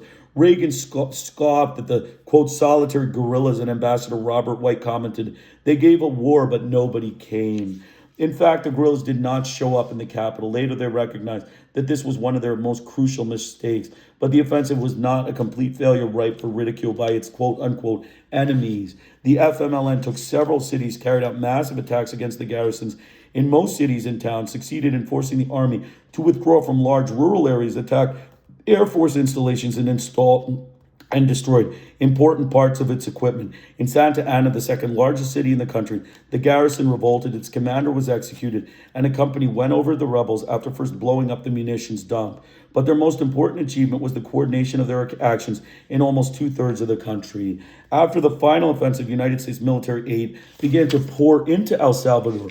During the week of his inauguration, Reagan spent $25 million worth of emergency aid and weapons of all kinds, attack helicopters, and 56 Green Berets. Carter had sent $5 million in lethal aid, weapons, helicopters, and 19 Green Berets.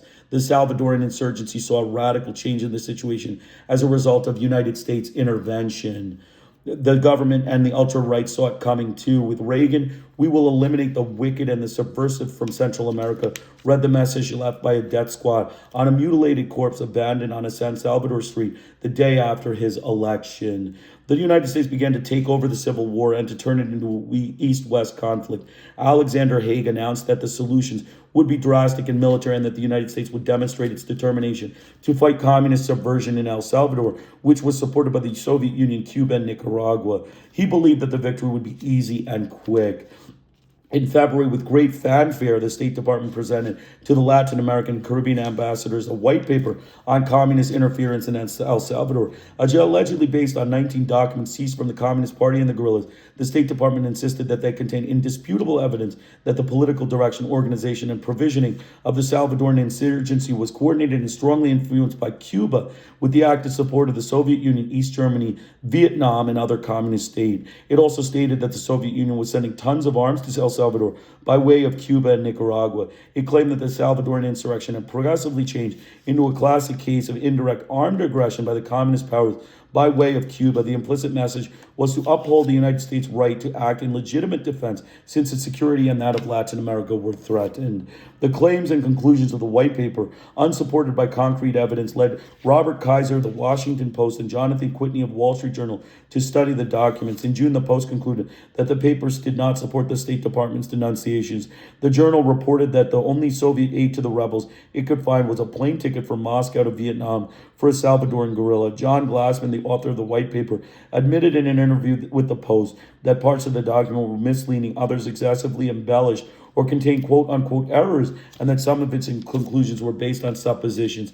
Nevertheless, he defended the truthfulness of his sources. In Newsweek, the article entitled "El Salvador, Treating Apart a White Paper" noted in the journal that the Post showed, contrary to what the State Department alleged about the flood of weapons from communist countries to Salvadoran rebels, that according to one of the captured documents, the guerrillas had only 626 weapons for more than 9,000 fighters. The State Department insisted that the charges of errors in the report did not invalidate its basic conclusion conclusions. Haig repeated his accusation that the Soviet Union was sending tons of weapons to the Salvadoran guerrillas through Cuba and Nicaragua, and that he would go to the source, Cuba, to prevent the flow of arms from continuing. In his testimony before a congressional committee, Carter, former ambassador to El Salvador, Robert White, criticized the Reagan administration for focusing the Salvadoran conflict as communist aggression, quote unquote, while omitting the fact that the cause of the conflict was social injustice, not the interference of foreign communism. He asked Congress not to increase the military aid to this country, since its security forces were the biggest murderers of the people.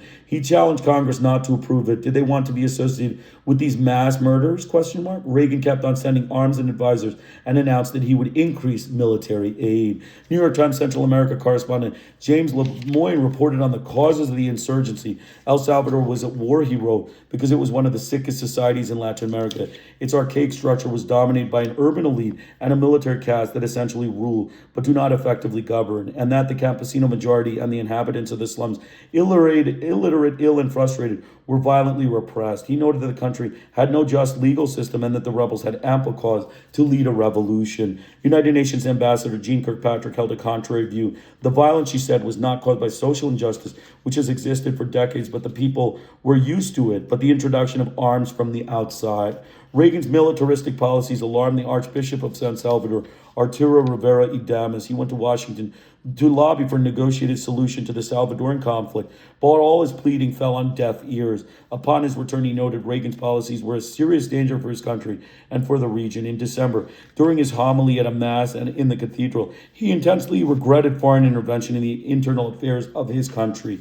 The conflict, he said, would be resolved not by military, but by political, humanitarian, and civilized means. He asked the United States and the socialist countries to suspend arms shipments to the junta and to recognize FDR and to free political prisoners. Haig gave assurance to note that no troops would be sent because such a course was not necessary. In fact, a strategy El Salvador was a low-intensity conflict. The United States could make war without sending troops, but the huge and growing military aid package required a multi-million-dollar appropriation and Congress was reluctant to grant it, principally because El Salvador was one of the worst human rights violators in the world. A few days after Reagan's inauguration, the director of Agrarian Reform Institute, a Salvadoran, and two United States technical advisors were assassinated in the Sheraton Hotel in San Salvador. A month earlier, during the end of the Carter years, 4 American nuns were killed. These crimes moved and angered Congress and the American people. In February, Reagan called off the investigation of the murder of the nuns attributed to the army since he did not want to trouble the Salvadoran High Command. The debate in the United States on El Salvador focused on serious police and human rights violations in several cities. Groups, movements, and organizations emerged, composed of students, professors, intellectuals, professionals, and clerics who supported the struggle of the Salvadoran people and opposed the militarization of Central America and the aggression against Nicaragua. They were opposed for political anti-imperialist reasons, moral reasons, and out of fear that Reagan would repeat the tragedy of Vietnam in El Salvador. The Catholic and Protestant churches, opposed to a military solution in El Salvador and to aggression against Nicaragua, created a sanctuary for refugees from these countries who entered the United States illegally, fleeing from years of war. The government could have measured the unpopularity of its policies by the intense activity of such groups protesting and supporting the struggle of the Salvadoran people. Large demonstrations were held in major cities, New York, Washington, Chicago, and Los Angeles, whose fervor was comparable to that of anti-war demonstrations of the 1960s. Most of the marches were organized by the Committee in Solidarity with the People of El Salvador, CISPAS, the most extensive and active of the groups. CISPAS had chapters throughout the country. The White House received considerable correspondence from all over the country protesting Reagan's Central American policies. To counter this growing opposition, the White House and the State Department rolled out the national campaign to sell their policies. They claimed that the opposition was supported from abroad. The FBI maintained surveillance on the activist groups and their leaders, especially CISPAs and the church organizations which helped Central American refugees. This illegal espionage, clandestine break-ins and searches of their headquarters and harassment lasted 5 years. It was suspended in the middle of the 1980s when the New York Times and Washington Post denounced it. Petitions for a negotiated peace arrived on Reagan's desk from all parts of the world. In March 1981 at the United Nations, the Mexican Chancellor Jorge Castaneda offered his government's good offices. In July, the recently elected French President François Mitterrand expressed his support for the struggle of the Salvadoran people.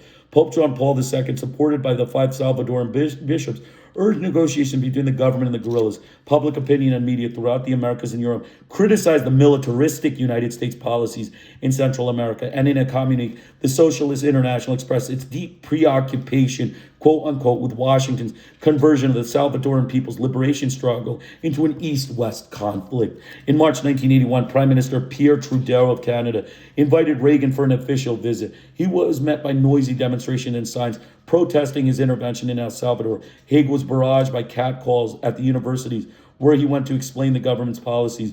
But the hardest blow was a joint French and Mexican declaration published in August. It stated that only the Salvadoran people, without foreign intervention, could find a just and lasting solution to the country's profound crisis.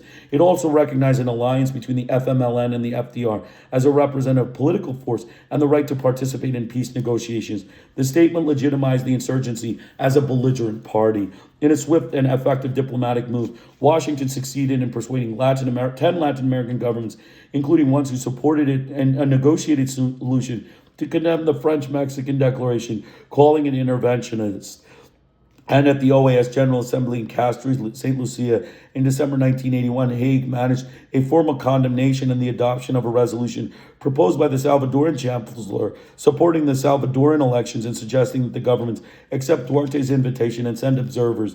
Mexico, Nicaragua, and Grenada voted against the resolution. Panama, Trinidad and Tobago, Suriname, and St. Lucia abstained. In October 1981, Nicaraguan President Daniel Ortega presented an FDR-FMLN proposal to the United Nations General Assembly to initiate a direct and unconditional dialogue with the Salvadoran government to achieve peace. The heavy pressures the White House put on Congress, ignoring the savagery taking place in El Salvador, forced the Senate Foreign Relations Committee to demand that Reagan certify improvements in the human rights picture in that country every 6 months before the committee would recommend military aid. Because the Reagan administration needed to improve the much questioned militaristic image of its Salvadoran policies, it announced its support for agrarian reforms and the elections of a new constitutional assembly to draft and approve a new constitution, elect a provisional government, and set the date for a presidential election. It stated that guerrillas could take part if they laid down their arms and that they could consider sharing power only as a result of voting. But to speak of free elections, quote unquote, in a country at war where respect for life did not exist, and the granting of lands to campesinos who had been expelled from them by the large landowners and massacred by the army, was neither naive or mistaken. The debate on the Salvadoran conflict, war elections, and peace formulas developed not in El Salvador but in Washington, the administration, Congress, and the media. The country's destiny was decided in the White House. The war was in the hands of the Pentagon, the CIA, the State Department, the National Security Council. According to the National Plan for El Salvador, written by the Southern Command, it developed by combining military strategy plans for economic development. Duarte was a Washington subject who was not allowed to negotiate for peace with the guerrillas, despite his wishes. The Salvadoran military brass and oligarchy supported Washington's policies. The violence and repression under the civilian military junta were worse than they had been under General Romero's dictatorship. That were worse than they had been under General Humberto Romero's dictatorship, which was condemned by the world community for serious human rights violations. The new wave of brutal repression was the work of Colonel Jaime Abdul Gutierrez, a member of the junta, General Jose Guillermo Garcia, the Minister of Defense, and Colonel Carlos Eugenia Casanova, commander of the National Guard.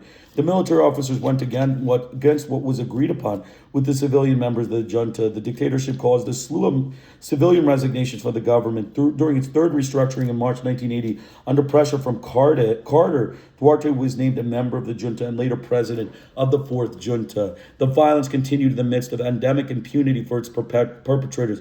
Crimes against the civilian population by the forces of order went uninvestigated. The government denied them or covered them up. If officers became too visible through denunciations in the foreign press, he was transferred or sent abroad on a diplomatic mission.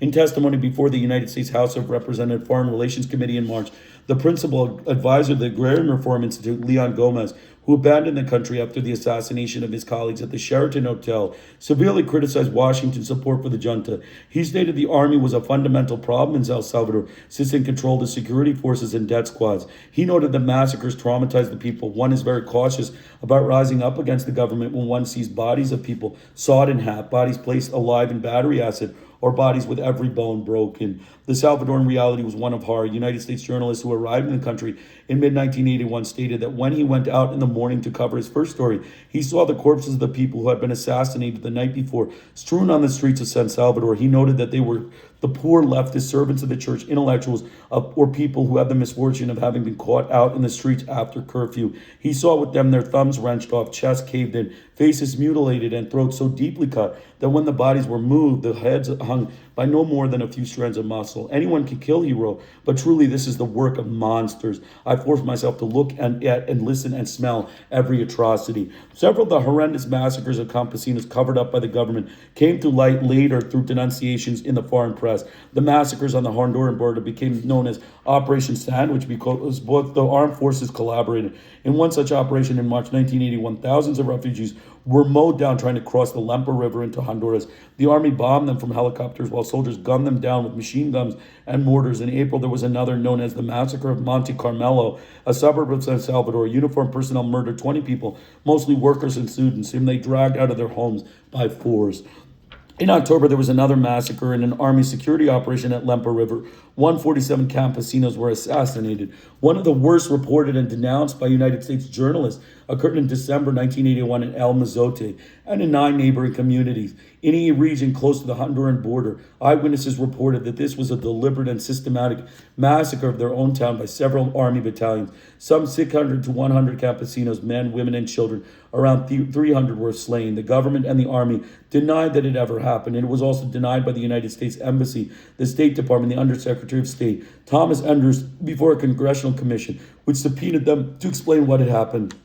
And report by the San Salvador's Archbishop's Office of Judicial Assistance, created and directed by Monsignor Arturo Rivera Damas, certified that in 1980 and 1981 there had been 21,000 political assassinations of civilians at the hands of government forces. This was one part to the Salvadoran people's tragedy. So again, we're talking about El Salvador, El Salvador's way of the cross. We see, all of the U.S. government's initiatives were militaristic. They are militaristic, murderous butchers, militaristic, murderous butchers. That's how I would call them. I would use the term militaristic, murderous butcher whites of the U.S. government. They did a vicious campaign of terror.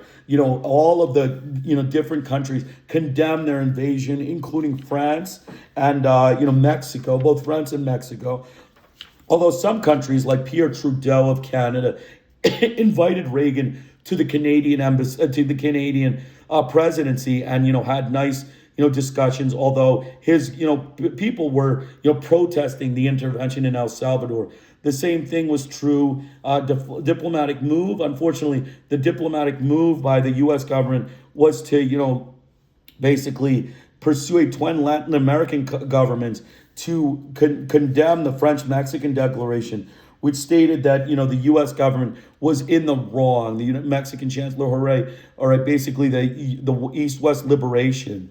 It stated that only the Salvadoran people, without foreign intervention, could find a just and lasting solution to the country's profound crisis. It also recognized the alliance between the FLMN and the FDR as a representative political force with the right to participate in peace negotiations. The statement legitimized the insurgency as a belligerent party. So the American insurgency against the people, against the guerrilla or the people was a belligerent, incursion. And then the U.S., postured with an action that, said that basically, the Latin American countries condemn it. Their OAS, the OAS General Assembly, formally condemned it. This was all, paper, garbage. Like we said, the OAS is a leaf in the wind. It is a, garbage paper by the U.S. government. They are racist, anti-third world butchers, racist butchers and third world oppressors, including all of the continents we see, all of the continents that they have stuck their murderous, brutal white hands into. They are racist butchers of those continents and their third world peoples. And we are discussing Latin America now. And we are discussing the Latin American people. So that is ultimately it. That's, pretty much it. We'll continue tomorrow with the People's War. Finish El Salvador, get on to Panama. We won't probably finish Panama. We have 3 more days to finish the book. Krishna Iyer with the Iyer Think Tank, Masters of War, Latin American United States Aggression from the Cuban Revolution through the Clinton years. Let's just finish up with some comments. Again, the book download link will be in the description section. Please download it. We discussed the most prominent Argentina story, including the highly repressive regimes by the U.S. government, racist, murderous butchers who supported Videla and Viola in their campaigns of racist torture, murder, and disappearances of Hispanics. The typical murderous butchery and torture by the U.S. government was revealed in this chapter. Then we spoke about the racist, white, murderous British government butchers in a historical analysis that the Western fraud liars and deceitful propagandists hide from the third world. It is important to understand this very thoroughly. The British government had illegally occupied the Falkland Islands in 1833, where it waged a racist war of subjugation against the Hispanics of Argentina. They kept it in colonial state through its history until 1982, when General Galtieri claimed Argentina's sovereignty over the islands. The racist, murderous, anti-Hispanic British butchers threatened a naval attack and an invasion of the Falklands, including Margaret Thatcher, the British racist fraud and deceitful liar. They did not respect any international organizations, nor did they heed calls of the United Nations, OAS, the Interamerican State Organization, and any Latin American organization. The U.S. government murderous butchers of the Congress and Reagan engaged in a subversion campaign against their ally of Argentina, in which they provided secretive satellite images to the Argentine military apparatus to Britain with a document that was provided in confidence to Reagan by the Argentine generals to show all of the military tactical weapons and tactics that Argentine military had. This was an illegal act of criminal, racist, white murderous butchery by the U.S. government against Argentina. Britain would have lost this war. Not only did the U.S. Congress not respect the doctrines laid forth in their OAS declaration, but they did not heed UN calls for British withdrawal. The murderous American butchers of Congress and Reagan created garbage dump organizations and refused to follow their organization's hierarchy, showing their arrogance and colonial fascism. In this war, both the United States and Britain would be considered murderous thugs of colonialism, invading and taking the Falklands outside the international law, and the deceitful media propagandists hide the real story. We also talked about Brazil, in which the American government, racist, white, murderous butchers committed criminal overthrow through election subversion and destroyed the Brazilian economy and murdered the Brazilian people. The highly repressive regime was funded by U.S. Congress, and the overthrow was also funded by the United States, including naval assets. In the end, Brazil had a huge foreign debt to British, American, Dutch, French, and Portuguese colonialists, or quote-unquote capitalists, did not keep any money for themselves and were kept in a state of colonial, fascistic, anti-Hispanic butchery by the U.S. government, gun-violent, murderous white butchers. We also talk about Uruguay, the racist, murderous white butchers of the U.S. government and their anti-Hispanic murderous torture centers in Uruguay were discussed. The torture was run by the FBI and CIA agent Dan Mitrone, who worked with the Uruguayan police in murdering any leftist or anyone proposing democratic thought. This was felt to be okay by the racist, murderous white butchers of Washington, including Congress and its president. He was abducted by the Tupamaros and was demonstrated to be an imperialist subversive of the U.S. government, and was interrogated and murdered to show the government their imperialist agenda against the Hispanic people for anti-Hispanic American butcher whites. We then finally discussed Chilean President Salvador Allende. American government murderous white racist butchers formed a paranoid anti-communist hysteria against the Chilean government, secretly conspiring with the military generals of Chile to overthrow the democratic leader. This was the typical anti-communist hysteria and propaganda of the U.S. government. Paranoid, gun-violent, murderous mafia butchers whip up hysteria anytime there are social and economic reforms and nationalism, including progress of medical and healthcare programs for Hispanics, food equality in agribusiness, and uplifting the welfare of the Hispanic peasants. The U.S. gun-violent, murderous butchers continued their vicious campaign to overthrow Allende and murdered him. Their Navy was actively involved, as was the Air Force. After the overthrow and the placement of a machine gun government of the United States using Augusto Pinochet, this was the most brutal regime of Latin America. It disappeared up to 1 million people over the time and imprisoned hundreds of thousands of others. We can gauge American real intent in Latin America through the effects of these military regimes. We see the economy crumble to American and European capitalist interests, rising foreign debt, increased unemployment, siphoning off all the resources from the country's reserves to the U.S. Treasury, and the people face mass starvation and mass torture. The anti-Hispanic murderers, American white butchers, and the European fascist collaborators of capitalism only sought to destroy these people's lands and murder as many people as possible, keep torture of the people as the norm, and run off with the money of the countries. The colonial murderous butchers of the U.S. government and their Latin American campaign, including their racist war in the Falklands, should be the interest and further studies of scholars to describe in detail what took place, since the murderous American white government butchers hide the facts with deceitful lies and propaganda and distort history and the U.S. media. Again, Krishna Iyer with the Iyer Think Tank. Please join me tomorrow. We're going to finish the book in 3 more days. Have a great day.